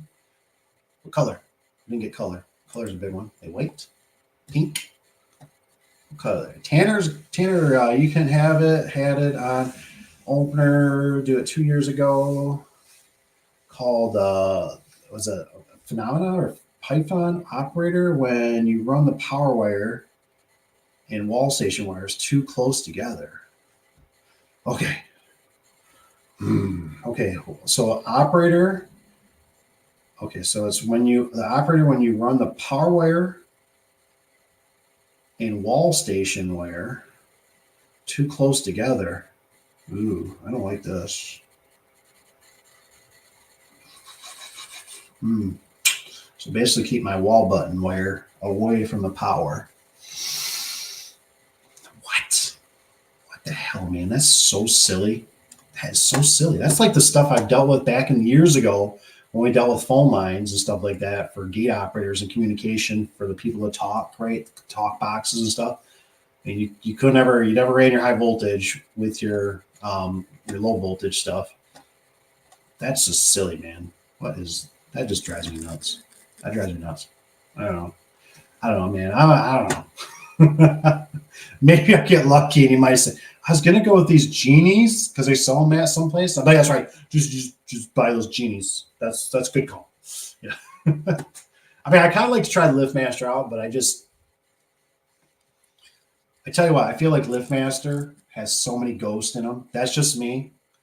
And I'm not in the trenches like some of you guys, but as much as I used to be. But it's like I said, ever since I don't know what year.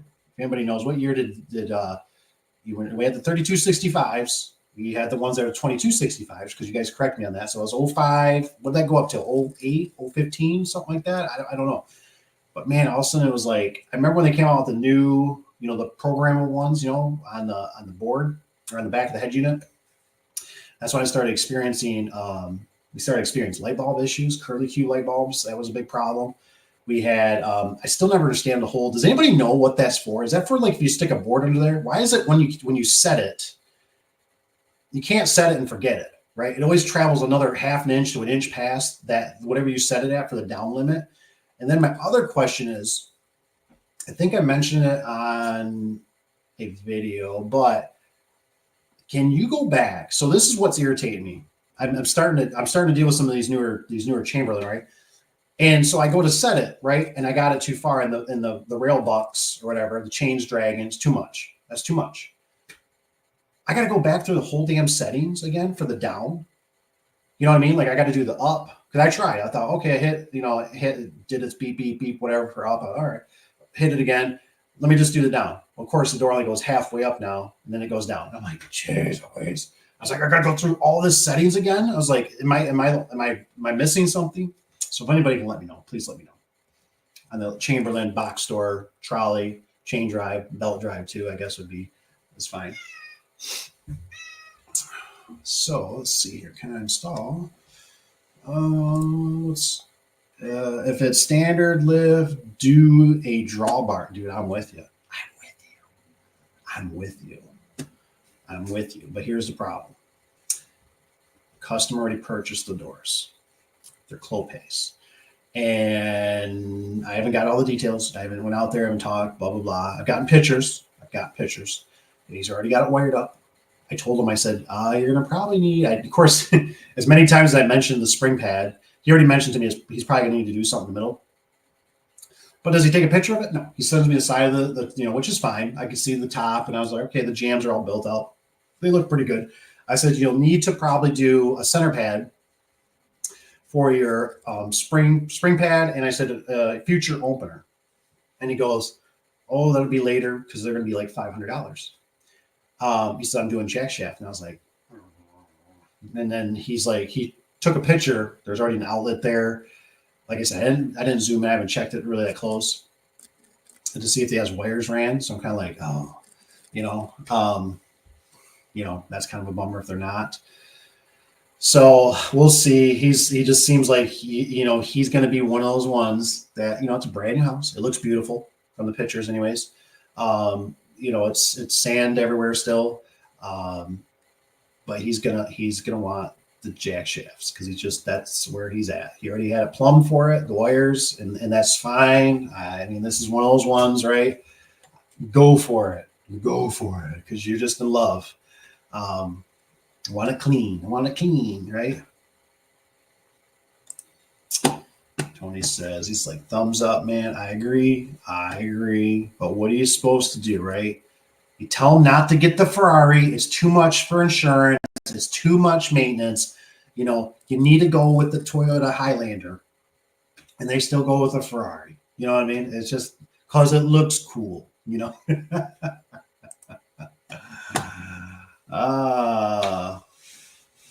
What's a venture guy here? He says, have you ever left a customer on, as it says, read because what they said was the stupidest thing in the world?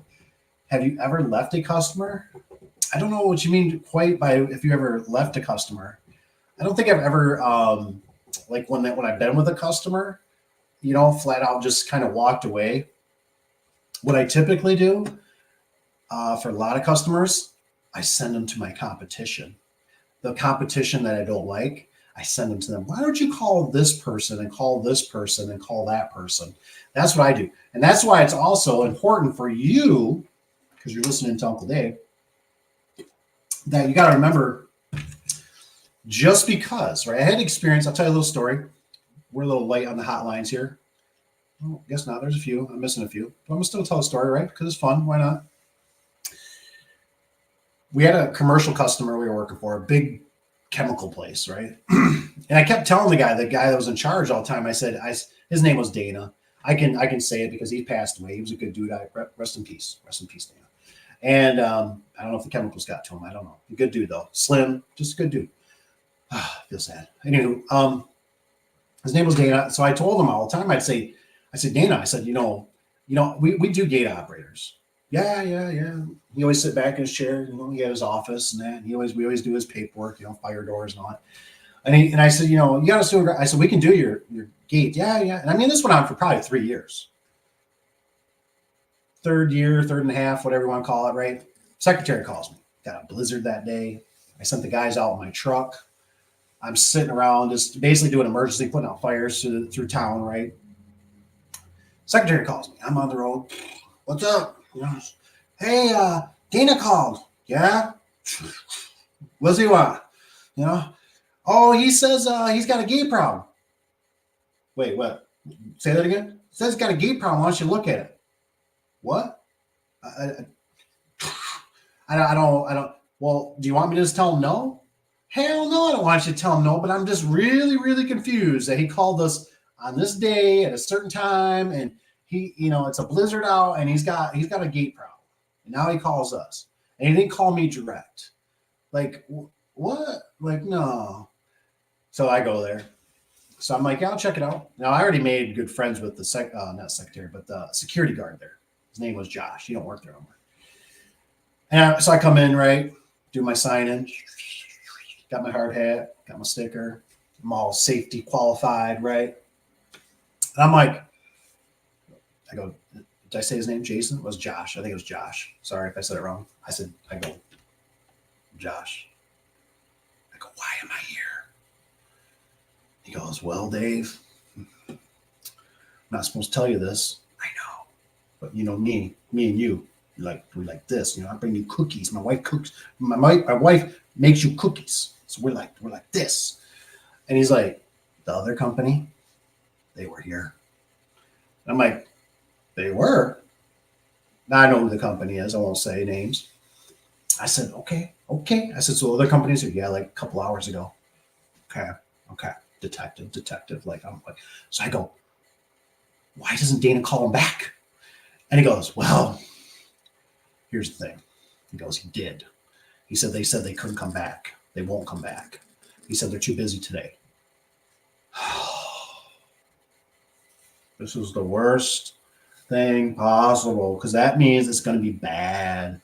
Because this company, they might not have the best techs, but they got the right rigs, welders, cranes, big trucks. I mean, that's all they do is commercial. They don't mess with little residential. Residential is nothing. We don't touch residential.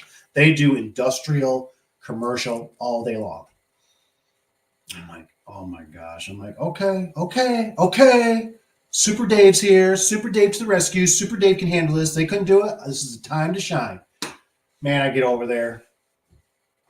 Somebody took a post on a gate, sliding gate, cantilever, slid it over, right? This wasn't them probably. It could have been them at another time, right? And they drilled holes in the back and they welded 2 spots to the old pole that used to be there. So it was like a 3-inch, needed to be a 4-inch or whatever. It came loose. Now it's working like a Chinese finger trap. The gate will go one way, but it won't come back. The rollers and stuff twist. It gets jammed up. And I'm in this, I got this Ford Ranger. Now, at the time, I had my Ford Super Duty all decked out. I got all my stuff, right? Well, I sent the guys in it, right? Because, the guys had a big job. I sent one of the foremans out. He took a couple guys with them. They needed the crew cab. They needed, and here I am in this Ford Ranger that's got a bucket with partial tools that somebody's been using. That's like our beater, whatever truck. And I'm like, oh my gosh. So I'm calling. I'm like, hey, so how's that job going on up there? So when are you going to be done with the truck? And well, we still probably got 4 or 6 hours left. We're trying our best, oh my gosh. Anyways, I figured something out, but customers, some things just happen. And then we worked on the gates forever. Somebody lost their finger. Not in the portable, another business. Lost their pinky. 2 guys I know have lost their pinkies with those gate operators. They're dangerous.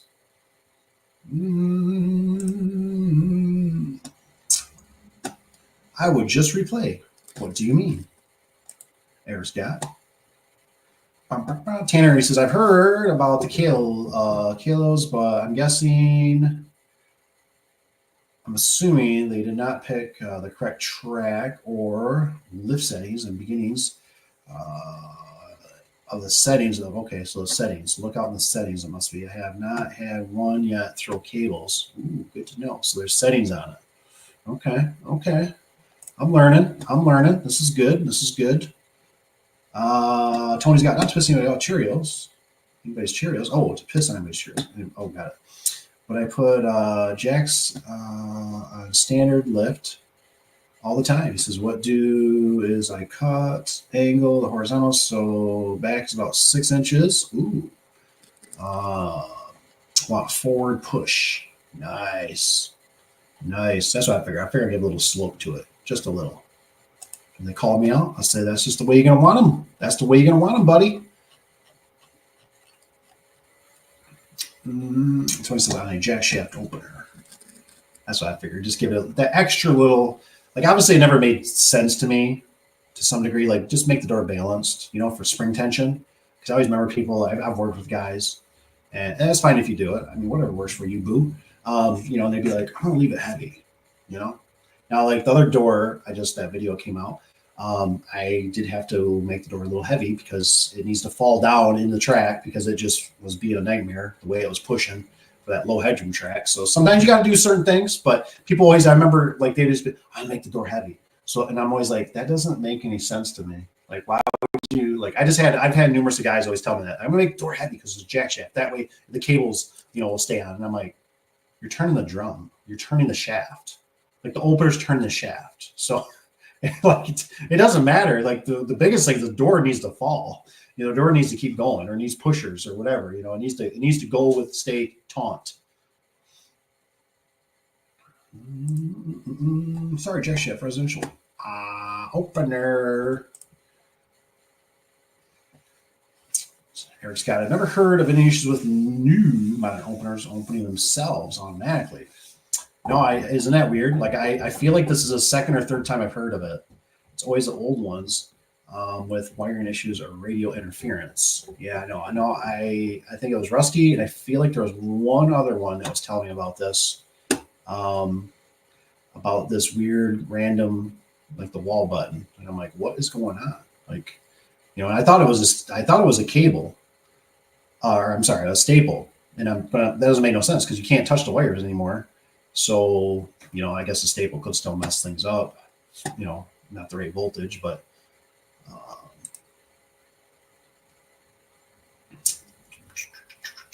the new openers, you can switch frequencies with MC. Nice. That's nice. So if you get pretty smart, Tony, that's right. Tony, I installed jack shaft on 10-inch radius. Wow, no problem. Wow, that's pretty brave. 10-inch, I should be all set. I mean, they're going to have 12 or 15, I would assume. I don't cut tracks, just run them uphill. Gotcha. Did Tony talk about cutting? He didn't talk about cutting the track, though, did he? I don't think Tony was cutting the track, I thought. What's up, adventure? What do you do in this situation? The garage door opener you installed is misaligned. I've called my brother-in-law that does garage doors, and he says your work is all out of whack.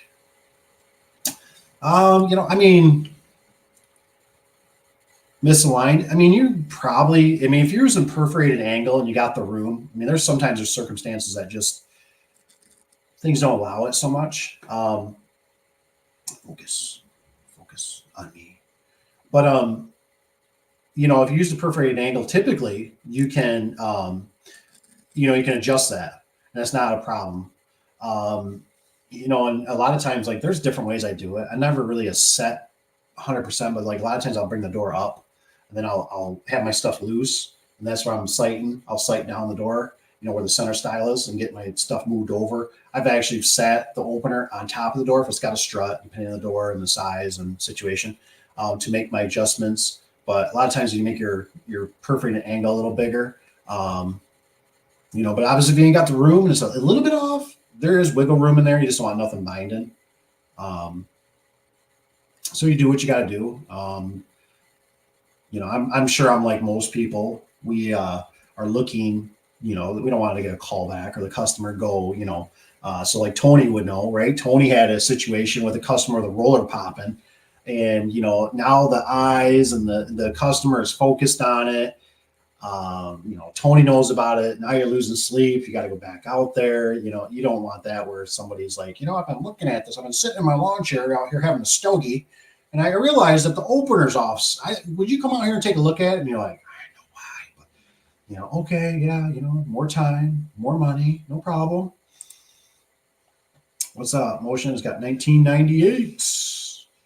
What's the good fam? He says, how you been? 100%. Hope you're doing good. CC Motion. Rusty. What's this one says? Oh, it's Busky. It says, what did you do when you were there? Was the door working properly? Good question. Good question. That's right, Rusty.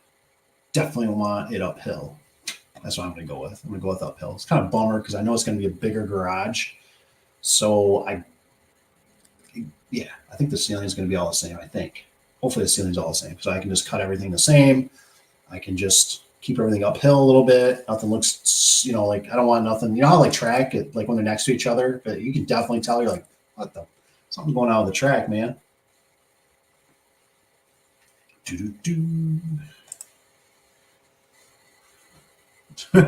Just ignore them. Is it Brewski? Brewski? Am I saying it right? So I'm going to ignore them. If they were a customer, I would offer to come back out and take a look at their issues. Yeah, that's always the thing, like you got to remember. I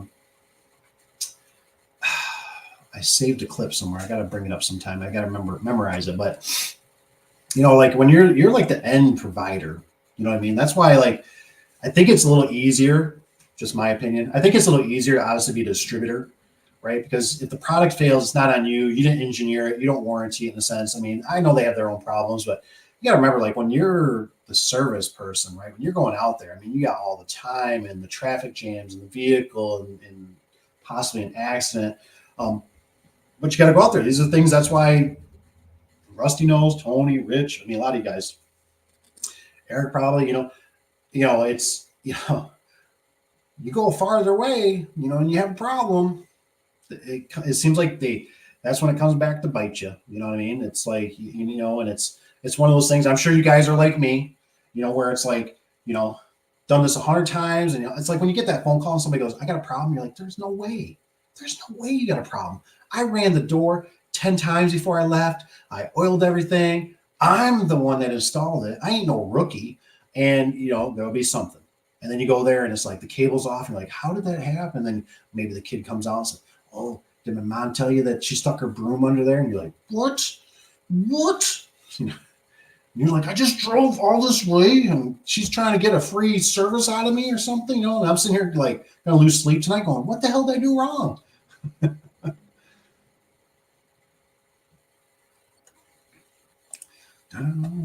Gotta keep your customers happy. They're the word of mouth, I think. That is true. You got to be. I would say when you're in this business, you got to be honest. You got to keep the customer happy, man. That's right. You're servicing. You're taking care of people. Eric Scott, I just don't like talking to angry customers. Well,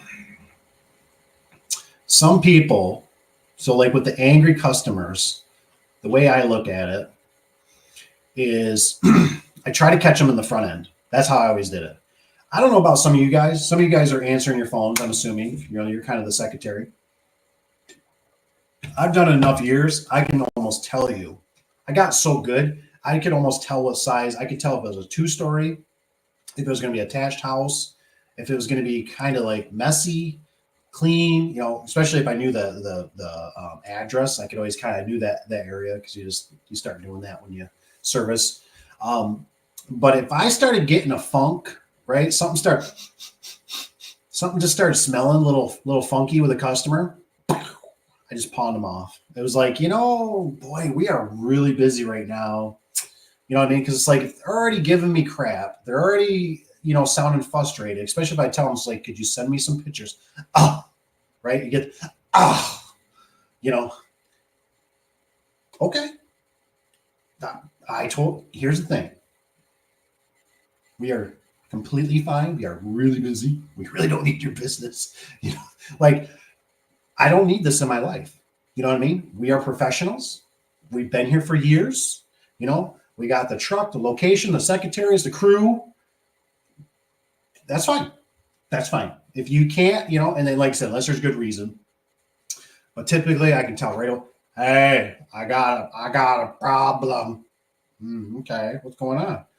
Well, you know, okay. Well, is this something you might be able to send me pictures or something? Oh man, you're just gonna have to come out here and yeah, well, that's not how this is gonna work, you know. You know what I mean? Let somebody else waste their time. That's how I look at it. There's other I call them, you know, whatever, trunk slammers, bottom feeders, whatever you want, you know, let them, they got to eat too. They got to eat too. You know what I mean? But if you start doing that, I've had it where I start doing it, I'll lose out on, I'll get a phone call that comes in that's actually a big customer or another job. It's like, I'd rather just be sitting back, sharpening the saw, waiting for that dragon to come in because it's coming. Do right with the customers. You don't want any bad feedback. And it's gotten worse. I'm kind of glad Tony brought that up. You also have to remember that nowadays, right? That's one thing that's kind of turned me off a little bit sometimes about the garage door industry is because I feel like it's kind of gotten worse because you've also got the keyboard ninjas out there and you really got to watch what you say. They will tear you up. You know what I mean? They'll put a bad review on Google and stuff. This company was rude on the phone, blah, blah, blah, blah, blah. So that's why if stuff isn't adding up, you might just be better off recommending your competition and not even go down that rabbit hole. We had a little boo-boo. I think I mentioned it before. You know, the secretary, I don't blame her at all, but she said something about, you know, that's a little out of our area. It was a town that's another town over. That's a huge town. And when you hear that, you're like, yeah, that's not really, we don't play in that ball field. And, you know, the guy was so nice to write a review on Google saying, don't call this company. They don't go more than 5 miles from their shop, which is totally ridiculous. It's not even close to where it was. But the fact that how she worded it, right? Just like these politicians, right? On TV, you know, Trump and Kamala and everything, right? They got to say certain things, you know, to appease, you know, they got to say certain things. You know what I'm saying? So you got to watch what you say instead of saying, boy, I'm really sorry. We are super busy. I don't know if we could get, you know, why don't you try to call this place and see if they can help you out? I just had a roof on a rental that needed attention, and this company, right? I was wrong. This company's putting out banner signs everywhere. I thought, oh, they're on top of stuff, and they want some business. Called them up. The lady was very nice. It was a nice lady secretary. And she told me, she said, well, the problem is right now, we're really not trying to take any small jobs. We're out to the middle of November. And I said, hey, I get it. I totally get it. I said, I appreciate it. I said, if I can't, and I even asked her, which was very nice of her. That's the best part. I said, do you have anybody you would recommend? And she gave me a number, says, well, he does gutters, I believe. And she's looked it up online. She goes, yep, he also does roofing. She says, gives me a number. I said, great. Thank you very much. And away I went, you know what I mean? And I was happy with that. I was fine with that. Gave me an option. But when it's like, it's us or nothing, and we could schedule you, but which isn't going to work because we're going to get rainy season. And it was already having a leak, so can't have that. Sorry, guys. I talk text. I think he sleepwalks. That's what I really think. I think he's sleeping. I can't delete that, but I was supposed to say, Eric, kill them with kindness. Ooh, kill them with kindness. I haven't heard that in a while. That's good. Sometimes silence is better, right? Somebody. Okay. Okay, not a problem. Not a problem. Does anybody ever do partner classes with LiftMaster online? That's a good one. That's a good question. That's a good question. Tony, I don't, but I should. I could teach them a few things. That's if they'll listen. I don't think sometimes these companies, that's why, you know, hey, my hat's off to Service Spring. That's amazing to me that they're actually listening to people out there. That's the stuff I'd like. That's why I look at it and I go, you guys don't need all this research and development, right? All these big wigs and stuff. Go online, type in your company's name and stuff and see what they're talking about. You know, and say, hey, we got a problem. These guys are the people on the field, right? They never do that, right? It's just like the car manufacturers. I've never gotten a phone call anyways. The car manufacturers say, hey, how do you like our product? How's it doing? How's it perform? What kind of problems have you had? Blah, blah, blah, blah, blah. What could we do better? Right? No, they have their bean counters in their little room. Ooh, that's pretty. And they do their own thing, and they redevelop something that's probably not for the better of mankind. It's going to be better for their pocketbook. That's worse for us. They're awesome, Rusty. Very informative. Did you know the opener? You can switch frequencies on the MC. I did not see. I didn't know. Yeah, what is MC? I see. Rusty says, "What is MC?" Oh, I'll do a video on it. So Rusty will do a video. Adventurers guy, have you ever been scheduled or seduced for a lower price? Maybe was it as a song slip or something? How did you deal with that situation? So I remember very vividly one time I had a guy, I think it was like $10 or $20. And I remember this guy was like, it was a service call. He said, my door is not closing or it's going back up, which is probably a photo eye or something. And I remember he goes, well, the other guy was going to charge, this. I think we were at 85. He was at 65 or something. And we've always been kind of the higher ones. And I was like, okay. I was like, we can do it for 65. We were pretty slow. We were slow. I was doing secretary stuff, right? I was doing estimates stuff at the shop. It's kind of a crappy getting to be winter time, about this time of year probably, but we had a little bit of snow. So probably middle of November or something. And so I went out there. And this guy was, I was just like, this guy was dressed horrendously. The place smelled like urine. It was a detached garage, but it was like they had a cat or something that lived in the thing, or a dog that was peeing and crapping in the corner. The building was leaning. And I remember I was messing with this. I was fighting with this. And I just saw, all I kept thinking is this guy's going to want, he's already looking for a discount. I already did this job for, $20 less than what my normal service call is. And I just thought about putting a technician in this situation, all this other stuff. And I said, I'm done. I said, I'm not going to do this ever again. They don't want to pay the price, go somewhere else. And so typically the price is the price.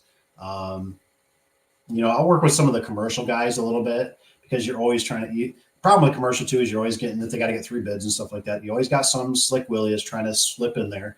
And typically they'll let say, hey, this guy, because they know the game, that, so do what you got to do. There you go. I see here. It says on there. It says, here's explanation for pet peeve on jack shafts. The reason a lot of people install jack shafts because they like lead colored ceiling. Yep. But then the track and door is still there. That's kind of funny. That's a good one. That's a good one. I remember they were pushing it. I don't know if I don't watch mainstream TV anymore, but I remember when I was younger in the business, LiftMaster was pushing that thing hard, man, on internet, on TV, the whole jack shaft. And I just kept coming across people and they'd be like, should I get one of those new jack shafts? I'm like, no, you shouldn't. You don't need it. Why do you really want it? Are you putting a car lift in here and it's coming right between the tracks? No, you just go with the standard. It's cheaper. It's the way it's supposed to work. You need to move the door, not dump the springs and hope it catches up. And there's always just more chances, stuff gets old. And it's kind of like when I did that video, like of the AMR, right? That right there of the AMR door is what I'm talking about for the future. That's the crap that sucks, because that's got years on it now, and it's got crud and dust, and it's been banged up, right? Can it be salvaged again? Or is it going to be problematic? It's going to be glitching out. There's nothing you can do. Like I said, nobody's mentioned anything about the comments, and maybe there's a video out there too. But like I said, when I was doing this one opener, this Chamberlain, I kept thinking, this is bullcrap. I got to go through the whole settings again to get the damn down limits, and I thought, what if it's a hot summer day? I don't know if these DC motors or whatever, even if it was an AC, if they're running better. But it used to be on a hot summer day, you start hitting about 8, 10, 12 cycles on that door, and that opener is going to shut down. Now, who's going to be really upset? Me. Because I'm sitting there now, I'm going to be pulling the cover off it, blowing on it, especially if I got another service call, I got another job I got to go to. You know what I mean? Where before, I'd bring it up a quarter, you know what I mean? Whatever, stop it, give it a quarter turn on the mechanical limits, bring it down. Nope, not enough, bring it back up, I even liked it back when you used to have the metal prongs back there because I used to use my Leatherman and I just jump across it. Or I'd program the newer ones. What I do is I'd program a remote to it so I could control it, or there was one that came with it. It was a new install. But I could run it. I knew don't run it to full cycles. If you run it full cycles, you're going to start heating this thing up. It'll shut down. The thermal overload will kick in. And then what's it going to be? 3, 5, 10 minutes?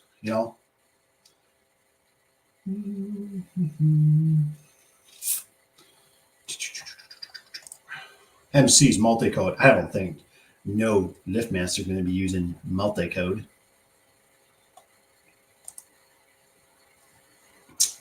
Trolley opener does stick a 1.5 foot past track. Definitely looks cleaner. It's true. That's jets. The jack shaft. No, I agree. Like I said, the jack shafts look cleaner. There's no doubt about it. I like the way they look. I mean, it's just the function part where I'm like, it's like when you've been doing garage doors long enough, and you're like, I know what a jack shaft's for. A jack shaft is for high lift, and it's for full vertical lift. That's it. That's what it was engineered for. So when people want to put them on a standard lift, I'm like, no, that's not right. Now I know the technology's come a lot farther, and it's better, but I just still can't get on board with it. That's not right.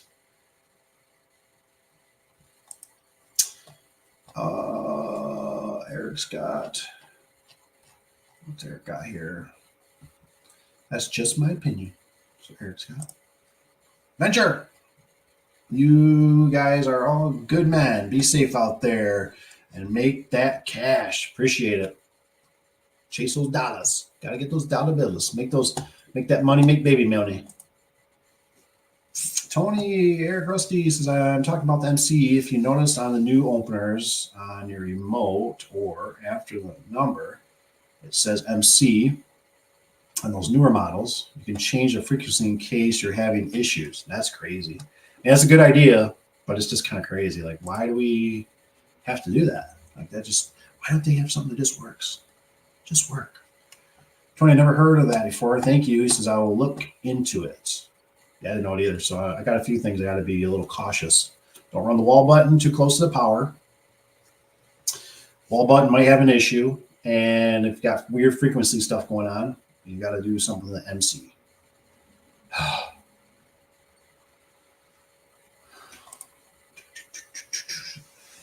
That's why you need to go to Partners LiftMaster webinar. They're awesome.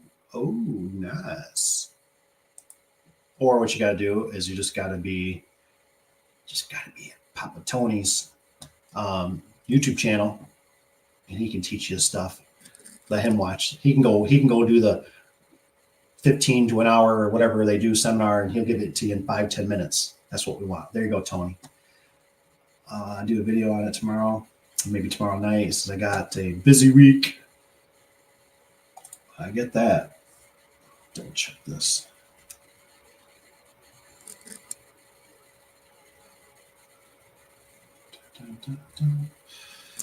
Tony, I don't have a free minute of time. I probably need to hire 2 people. You do, Rusty, especially if you want to get out of the field. That's what I've always found out with me. You know what I mean? It takes 2 people to replace me. Only thing I sit down and watch is Dave's live streams. Oh, I appreciate that, Rusty. We always like having you. He's got a wealth of knowledge, good questions, and all that good stuff. Shows how to make the big money. Big money. Says Tony's got, if I have free time, when I send my daughter out, let her do the work, and then I'll play around in the shop. That's okay. I'll send the Raynard recruiter over to her while you're gone. They'll snatch her up. Rusty, don't have a lot, but here lately I've been pumping the videos out. Some of them are pretty dumb, but I want to go live. I know. I want you to go live too, Tony. I'm going to sit back so I can harass somebody, see all the good stuff. That's right. Rusty's got 20, so I'll be watching. This is proof I don't mess with the modern LiftMaster products. Yeah, you might be onto something there, Eric. You might be onto something because I don't feel like we don't really have a lot of we don't have any.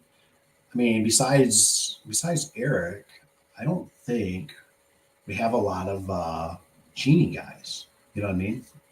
I know we got more lift master than genie guys, but I don't hear now. I know on the box stores I see a lot of problems with those buttons getting stuck, and they got the trolley and tubes and stuff. But what I'm really bummed about is it sounds like from what I understand, nobody.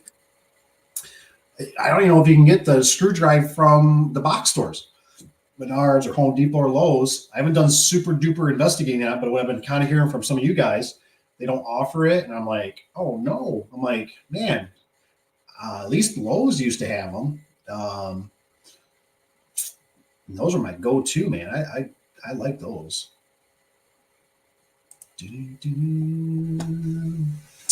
Says, yeah, I had an issue with programming the 891 LM remote the other day and couldn't get it to get it. LiftMaster told me to unplug the opener for 2 minutes and try it again. Nothing, so I messed around a little bit more. I'm going to jump over because I'm sure this is to the frequency and reset the 315, I believe, and boom, there it went. They are not always good help. Damn. Dude, that's crazy. I will write a good review right now for your Bro 5. Right somewhere.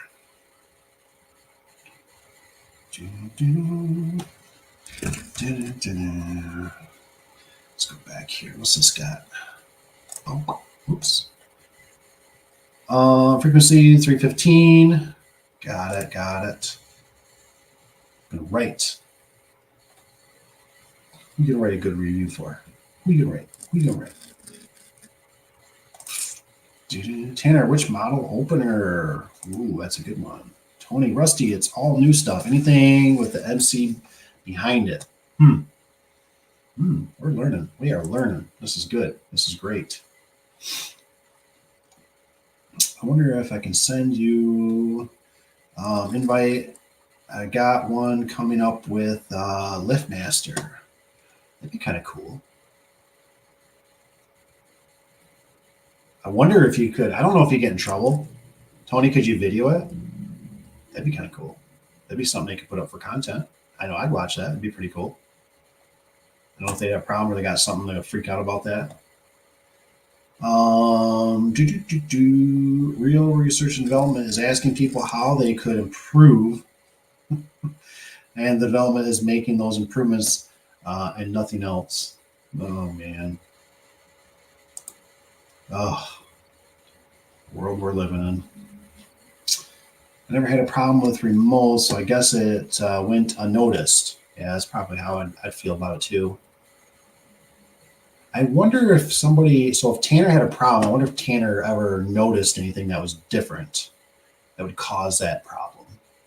Just curious. Like, did you notice, like, do they have like 5 microwaves in the garage, or somebody living in it, or was there like a cell tower right next to it or something? Have you ever encountered swingers while on the job? No, I don't know. Anybody else ever have? I mean, I had a lady come one time. She was beautiful. She just got a shower, but that was about it. Pretty lady. Christy, how long have you been doing garage doors? Tony, I was born in 85. My father started the business in 89. I've been going to install doors since I was 13. Every summer, graduate 04, went in my own truck since then. So this is 20 years. Wow. That's crazy. I always wonder, Rusty, you seem like you remind me of the story of the vendor that's around it's an hour away from the shop, the mom and pop shop. And I thought, you got a building with nice doors and everything. You ever think about just selling product? Start selling product. Do you have a lot of distributors, or what are they missing? You got like LiftMasters, like 3 of them around you, or could you start selling some product? Just curious. Um, I have a brother who has done it for 10 years. This year took over, and my father, he retired, except for big jobs. Nice. What I think jack shafts are for: high vertical or zero clearance drawbar. I agree. I agree with you, Eric. I agree with you on that. That's awesome, Rusty. Wish my dad would have been doing doors. Yeah, for sure. That's all right. We got Papa Tony though. I worked in glass manufacturing windshields for GM for 20 years. Lost my job and started hanging doors 2 years later. Dang, been doing it for the last 20. Nice. Man, I remember I wanted to get in GM so bad. At one time, we were paying like $20, $25 an hour years ago. And I probably lost my job too because I think that department, they shift around a lot. I was a head start for me. That's why we are able to raise our prices because we've had a reputation for quality work. Nice. Makes sense. Tony says. Absolutely. Crushing them here. I've actually lowered my spring price and door price by $300 now. That's I'm selling the Invicta doors. Yeah, buddy. Dun, dun. Oh, it's got why lower it? Why lower it?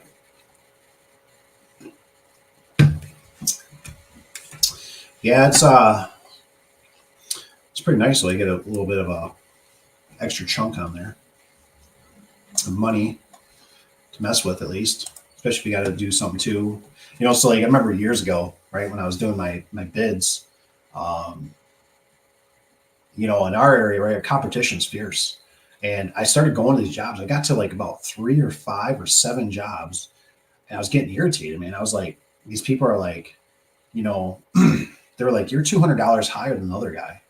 And I'm like, what the hell? You know, and I mean, I was asking, like, can I see the quote? I'd look at it and I'd be looking at the quote and I'd be like, I can't even like, if I buy the door, you know, because I was only probably making like maybe 100, $200 on top of the door.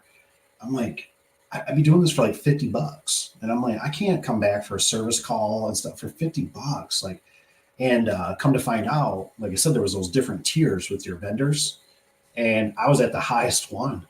And so I found I went over actually to AMAR for a while, and then they told us our sales, you know, through $1 million, whatever, was down. And I said, well, here's the reason. I said, I'm buying. I said, I'm getting doors. You know, I said 16 by 7 doors was the number I always cut. You know, for $200 to $300 cheaper. I said from them than what I can get from you. They switched some stuff around. Boom, man, they were beating their price, and then I could start getting these jobs because I was like, this is ridiculous. I mean, these companies have been in business for, you know, 7, 10, 20 some years, but I don't have that much overhead, you know what I mean? And I'm thinking, well, I can't do this, but they're buying their product cheaper, you know? So that's always a balance. Right? It's a tough balance. You always got to be checking prices and stuff because that stuff can eat you up too, you know? I mean, because obviously think about it. I mean, in a nutshell, right? If you could buy a 16 by 7 door for, let's say, $100 all day long, I mean, you'd be making killer money.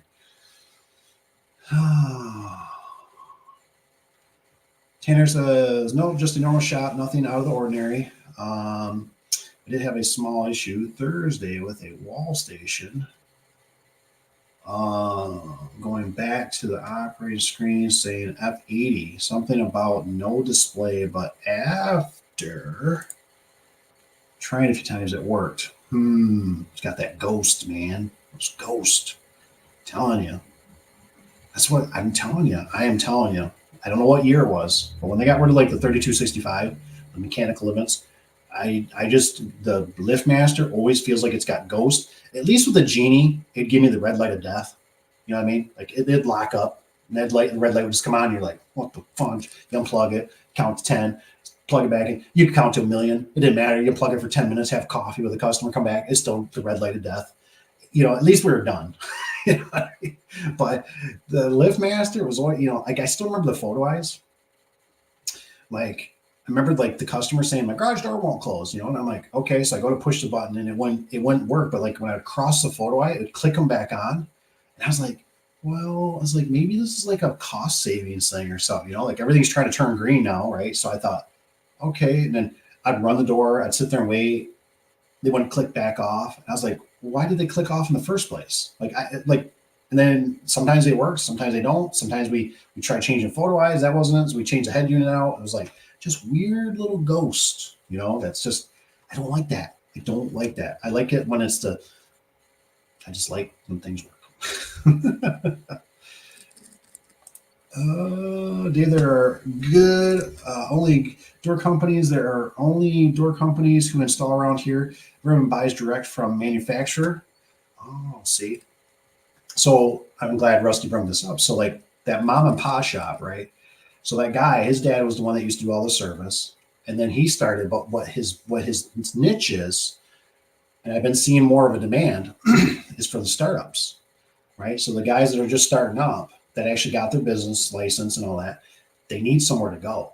You know what I mean? So, it's just something to think about, Rusty, that if you ever started kind of swinging that way, because the problem is that a lot of these guys don't know where to, like for me, I think we had Service Spring, but I didn't have a lot of inventory, right? Because when you first start out, you don't have a lot of money. So I was buying one opener at a time. So I'd sell an opener. I'd run out there. I'd go get an opener. Springs, they got me all lined up with my springs. So I was buying springs for them for a while. Just one-offs, right? So I remember we'd have an emergency garage door that would get hit. And they, they probably charge another $100 to $200 on top of a door that I normally would get from a vendor.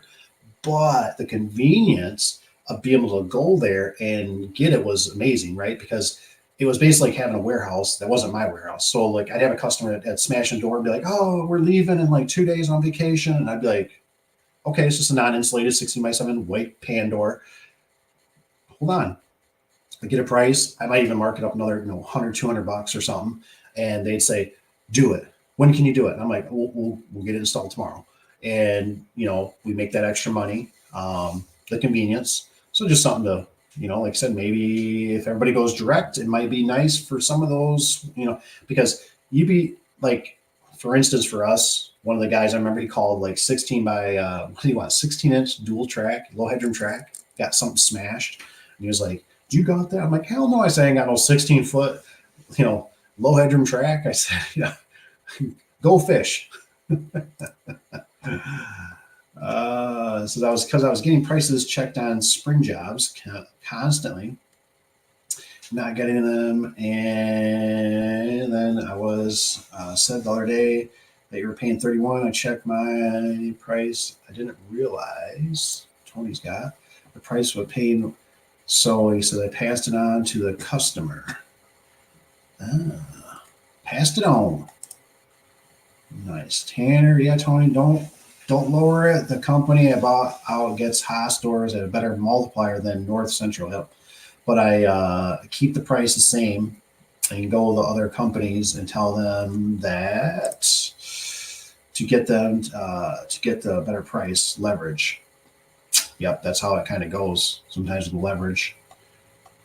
And that's the thing is for us, we could never, we did for a long time, used to plant, with one manufacturer.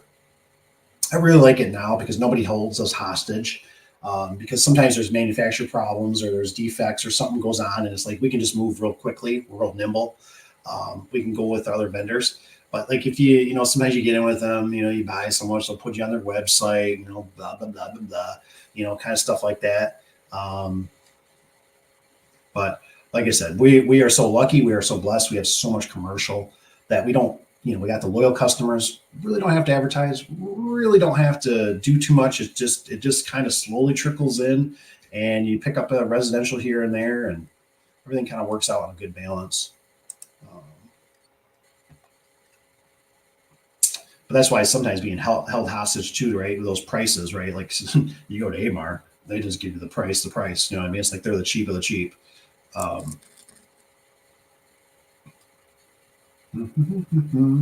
Oh, Rich says hit the like button. That's right. I see one of them. Thank you, Rich. I forgot about that. What's Tony got? Hey, Tanner, maybe calling you in a couple weeks. I was installed the maximum opener, but never wired it up or hooked it up. So I have to do that when they get power. Oh boy, what did the Amish do?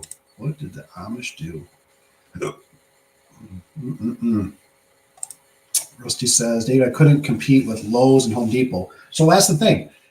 You know, the thing is that typically, so like this mom and pop shop, like most of the stores don't have torsion springs, drums. They don't have that stuff in stock. Winding bars. The mom and pop shop, I mentioned before, they're Maury's. You know, they're the biggest LiftMaster provider in Michigan. So and that's taken a long time. Now they're selling gate operators.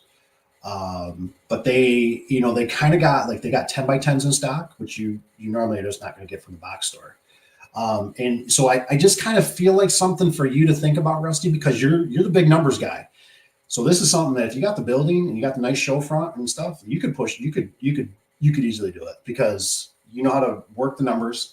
And like I said, when I would go there to the mom and pop shop, right, they weren't the cheapest. I knew that, but they were the convenience. That was the problem. So I could make a sale and I could actually charge another $100, $200, $300 on top of the job because I'm the guy that's going to get it done the next day or tomorrow. And actually, I should mention this too. There was actually a competition. I'm not saying this is the right way to do it. They were a company that branched off from another company, and the guy would literally come in. This is how he ran his business. I used to have one of his workers, so he tell me he would come in though, and they would look every day. Would have nothing scheduled, right? So they just come in and they grab like 3 things off the stack, a pile, and they go, "Okay, we're going to do this today," and they would literally run out to. I don't know if they were going to this place. It might have been going to Amar, but they would literally run out every day. And I'd see them because I'd go out. Sometimes I have to go out for supplies for myself, or I was out doing a job. And I'd be going down the highway, you know, and I'd be like, what the hell? I'd be like, there's like 3 doors on top of that truck, you know, and I'm thinking, and they're going back to town, right? They're going back to Muskegon. And I'm like, and then when I heard this guy go, every day, dude, every day, he goes up, he picks his jobs. They run out in the morning. They go pick them up. I'm like, are you serious? He goes, yeah. He goes, by the time they start the job, hell, it's 10 noon, you know, noon o'clock, you know, by the time they start the job. And he goes, I just couldn't run that way. He's like, you need to have your stuff in stock. You need to order it. You know, he's like, basically what you do. You know, he says, you got everything here. And I'm like, that's crazy. So people just run their business all kinds of different ways. But the beautiful part is you don't have to, you don't have to tear up yourself. You don't tear up your body. You don't have all the variables. You got product coming, you know, you sell something out the door. Somebody calls you. Hey, got a problem? Not a problem. Not going to spend my time. Not going to spend my gas or wear and tear. Bring it back. I'll exchange it for another one. We'll figure it out. You know what I mean? If they're a good customer. You know, it's just something to think about, like I said. So it's not even just so much like the Lowe's and that. It's like those, it's that stuff. Like I couldn't get garage door springs from them. Drums and center brackets and remotes, like LiftMaster remotes when I need them. They also got Genie, they're big Genie. They've actually developed now. They sell all across the. I don't know how big they are anymore on it, but they used to be big on eBay. Their name's different, but they run a huge operation where they sell stuff online. Evan says, I'm late. You're tardy. You're grounded. You're in detention. Sorry, Evan. Tanner says, call me up, Tony. I've missed your voice. I love it. So funny. Tony says, Rich B, you still here? He says, I like style. Rich, he says, comments he had about the icing on the cake earlier. Rich has always got something, man. He's a cool dude. Look at it. Says Tony says, thank you. Gotta love it. Thought you had a pretty, what is it called? Is this Tony? He says, LOL, this is Tanner. He says, I thought you had a pretty sexy slang. None of that funny business here, guys, okay? I'm keeping this stuff straight. Dave, I already sell to customers if they call. Says, what could I do add to that? Just keep more inventory? Yeah, unfortunately, it's probably, you know, it's a very slow process, but when I talk to the guy, that's the son, you know, I looked at it and I think he has very good reasoning behind it because, you know, he told me, he said, my dad was very upset. I mean, his dad was pissed that he said, you know, I built, because he he said, man, he told me, he said, my dad built this business, and he said, you're gonna throw all these customers away. I mean, all these years I built these customers, and he's like, and the son told me, he said, Dad, he said, he said, I watched you struggle. He says you were gone most of the time. He said all the service calls and all the late nights, and he said, I don't want to do that. And so he took the business. And I know he worked his ass off, you know what I mean? And his place is so organized and so clean, and he runs such a great facility. Um, just amazing. Just amazing. He's so in tune with the stuff. But like I said, and let's see, he's got AMAR. There's a competition around there. Overhead is in the facility. I can't think of any other one. He's got a couple door companies that are around there. But there's no, like I said, he just did a big addition, another separate building. He does the seminars, all the seminars there. I just look at it and I go, when you think about it, right? Because that's the thing, is our time. That's what a lot of guys don't. I've been there too, right? I look at it and I go, it's time. There's all this time you got to do estimates. That's not guaranteed. There's all this time that you got to, where if you're building that system and they're coming to you, right? And everything's under lock and key. I mean, just think of how much more control, because the problem is what gets hairy is when you try to bring in, if you ever try to bring in employees, right? Because then they can steal your information, they can steal your customers, they take product. They're not as efficient as you. There's a lot of variables in there. So if you can sell product, in a sense, you think about it, you're just stationary. Product comes in, you mark it up, product goes out.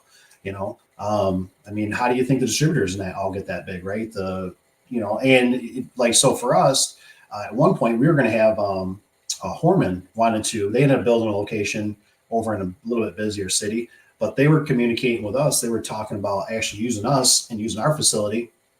I was going to put an addition on stuff. It just didn't slide out. And I couldn't really get onto the product, that much. I was kind of like, can we get somebody else? But, it was definitely in the eyes, and it's definitely could be for the future. I mean, we're lucky enough that there's actually a couple more parcels that could easily be built on to expand. And maybe we'll see if that's what Cap wants to do down the road. But I'm game. We're on a busy ass road. There's nobody. We're kind of on a peninsula where we're at, right? There's nobody in our area. But we need it, right? I mean, there's nowhere for people to go that's like they can walk in like a Menards, at least in our area. So that's why everybody goes out there, out to the GR area. But like I said, for them, all it was is back in the day, they used to get a fax machine, or they used to get this letter, on the fax. They must have obviously had our number, right? And it would show their prices. I remember that's how I got started. Well, at the time when I was starting out, I couldn't buy LiftMaster. And even if I was to buy LiftMaster through Service Spring, it was more, right? And the problem was if I bought it through Service Spring, and if I only bought one opener, and it has to come be shipped, whatever, if the rail was, especially if it was commercial, which was really nice for them because they had commercial stuff in stock. So that's another thing. But if I had to ship one opener through Service Spring and it's got to come semi, you know what I mean? That's just not feasible. You know what I mean? It'll add on another $100 or $300 on the shipping, and it makes it very where if I could go to them, now they carry it in stock, they buy all this stuff. I could buy it a lot cheaper, and they have it. And if I had a problem, I could take it back to them versus, now I call Service Spring. What do I do? Where if I bought it from them and I go, this thing right out of the box, the motor is humming, but it's not moving. And they go, okay, bring it back. You know what I mean? I could do that. So I look good for my customer. Things like that. What's up, Evan? Been busy today? That's what Tony's got. Yeah, I know. I hear you. Like I said, I don't know how much longer I'll stay. Just keeping up with your guys' time. Damn, now it blew up. Must be the internet kicked back in. I was going to fall asleep for a second. Let's see, Rich sent some. What'd you send me, Rich? I'll look at it in a minute. Tony's got, it's one thing I've always loved about doing garage doors, learning something new all the time. Next, just want to say thank to all you guys, Tanner, Rich, B, the Brazilian Hot Dog 7, Dave. No problem, Tony. We learn a lot from you too, so we appreciate you being here. Can't wait for the Tony lives, so I can finally retire. I'm just joking.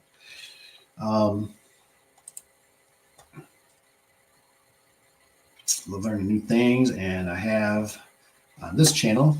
Thank you. Aw, gonna make me tear up a little bit. Tony, stop it. We don't roll like that. Not really, Tony. I've got Google set up, so I've come up with Google Garage Door Service. Nice. So maybe soon it will pick up. I want to. Was that scientifically? Yeah, like I said, see how it goes. Don't forget, man. Get some signs made up. Make sure you got stickers. Make sure so when you're out doing those garage doors, you can put stickers on them, business cards, maybe a few shirts. See, depending on Google, it might be kind of tough because you might not be in the algorithm. I don't know how, I think it's pretty important, right? Now, I'm a business person, so I scroll through typically, but I don't think most people, I think they're looking at the very top. So it's kind of a, and can't say all of them, right? If you can answer your phone or have a good voicemail, that can make a big difference. You're starting out, of course, price, right?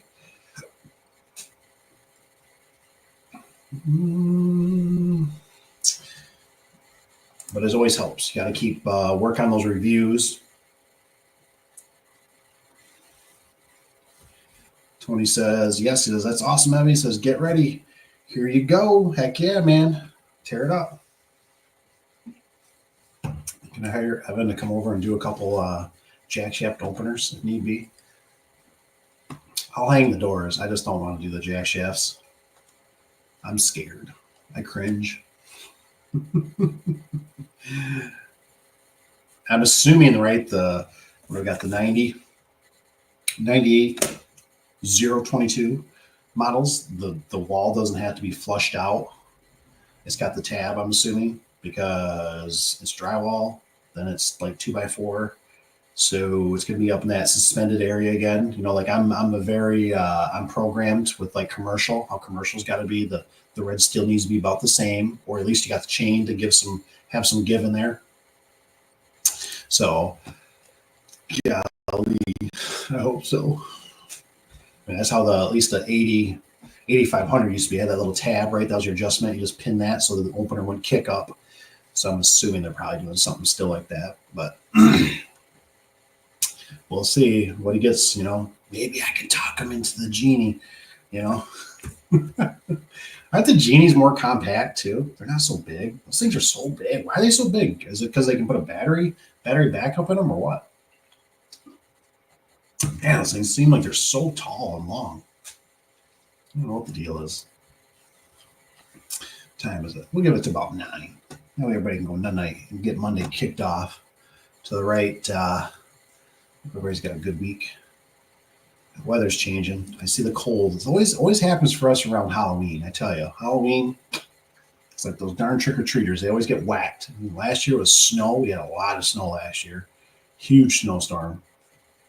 This year, they're talking. They say it might rain. We're hoping it's going to rain in the morning and not in the evening. I'm thinking, why? Why is it always got to be like that? At least up in Michigan. Man, I feel sorry for the kids. It's like, why can't they just, have the nice weather? Even when I was a kid, it was always that way. It seemed like Halloween was always your pillowcase and wet leaves. You know what I mean? The bottom is always getting wet. Never fails. Never fails. What's that I got? Liftmaster. I don't like the Genie. Doesn't do the sectional C channel rail anymore. It does a T rail. So Evan, you're still in detention.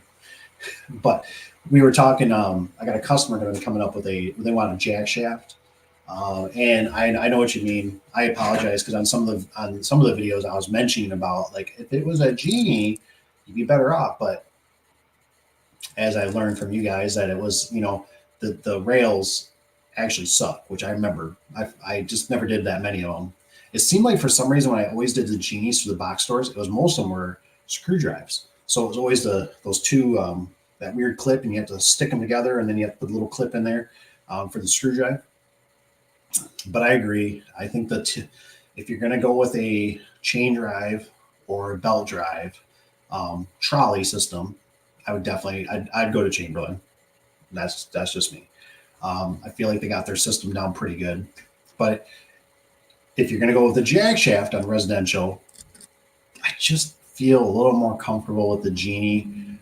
It's smaller, it's more compact. I just haven't heard too many glitches with them. I mean, it sounds like we already covered maybe a wall button issue with LiftMaster. We've covered power if you're next to the power cord, which is crazy. Interference with that.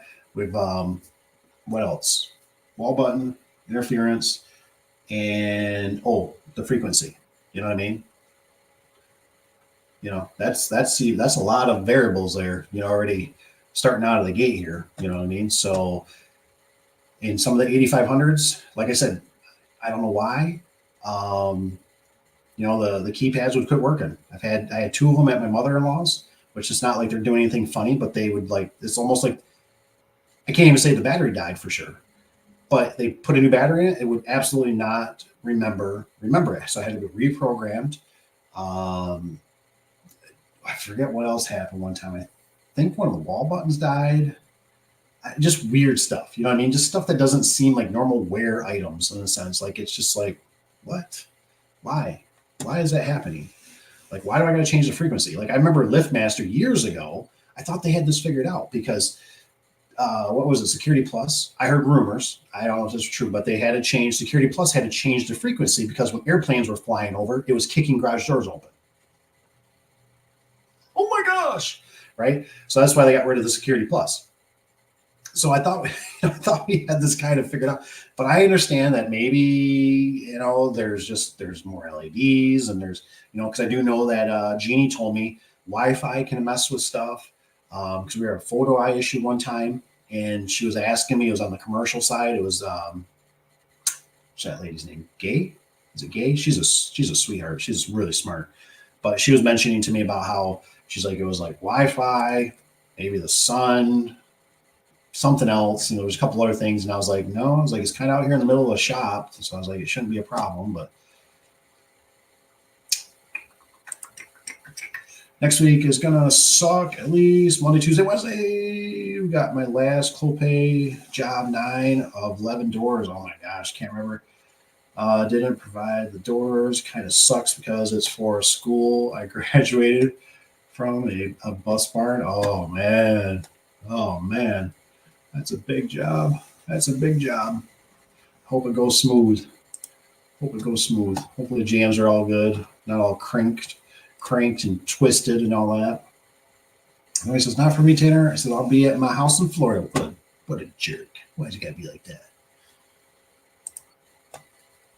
My hard week this week.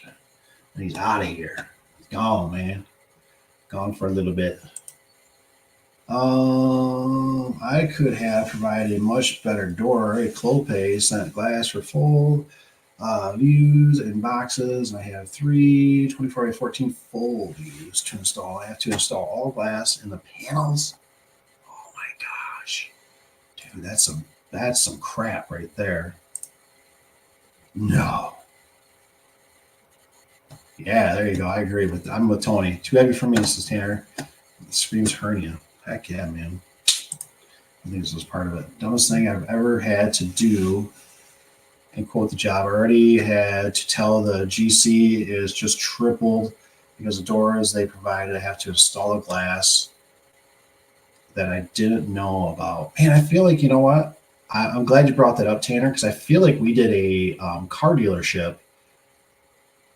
And luckily the GC was lucky. We were lucky enough to use their They had a semi trailer there that we could use because it was so many doors. I don't remember how many it was. I want to say it was at least what 3 or 4 in the front, 4, 5, 6, 7.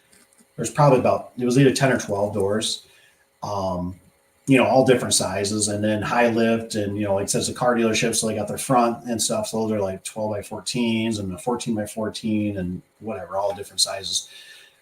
But I told the GC, I said, dude, I said, I'm not hauling. I said, these are, I said, for one, they're was it oxidized black or whatever, or aluminum black. I mean, you're already talking like less touchy, right? No more touchy than have to be. Like I'm not hauling these things, and this job was right around 45 minutes to an hour one way from the shop. And so I said, well, these things are delivered, man. So these need to come off to the job site. And I said, this place is a blank. There's gravel everywhere. There's how it is, sky tracks, everything running around. And I was like, I don't have no way to store all. He's like, I'll bring a semi trailer. And I think I found out, or they told me, or I found out somehow, but I had to install the windows. And I remember the boxes because I remember there was 2 guys. We had 2 guys. It was like 2 guys in the trailer, 2 guys on the ground. 2 guys on the ground probably had about the worst. So that because the semi truck trailer is not parked really that close, but they're huffing all this stuff darn near by hand, or they might have been putting a couple in the back of a truck and they were driving it over to the locations, getting everything staged up. But I just thought, oh my gosh, I just kept telling myself the logistics of this job is a freaking nightmare.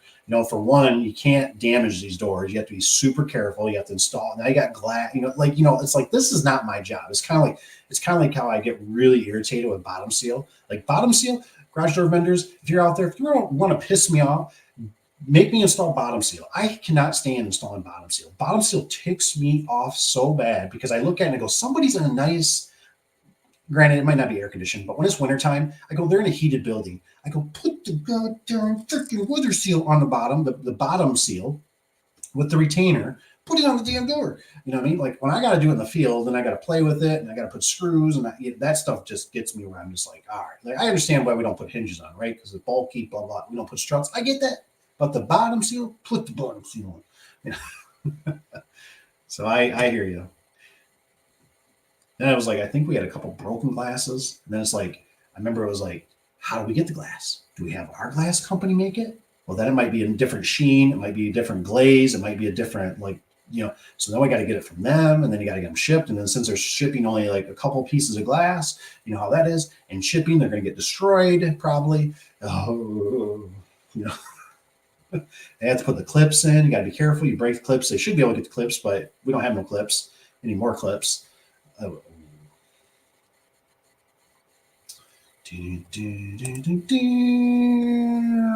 just hoping my buddy's back cover soon before I start getting calls for door installs.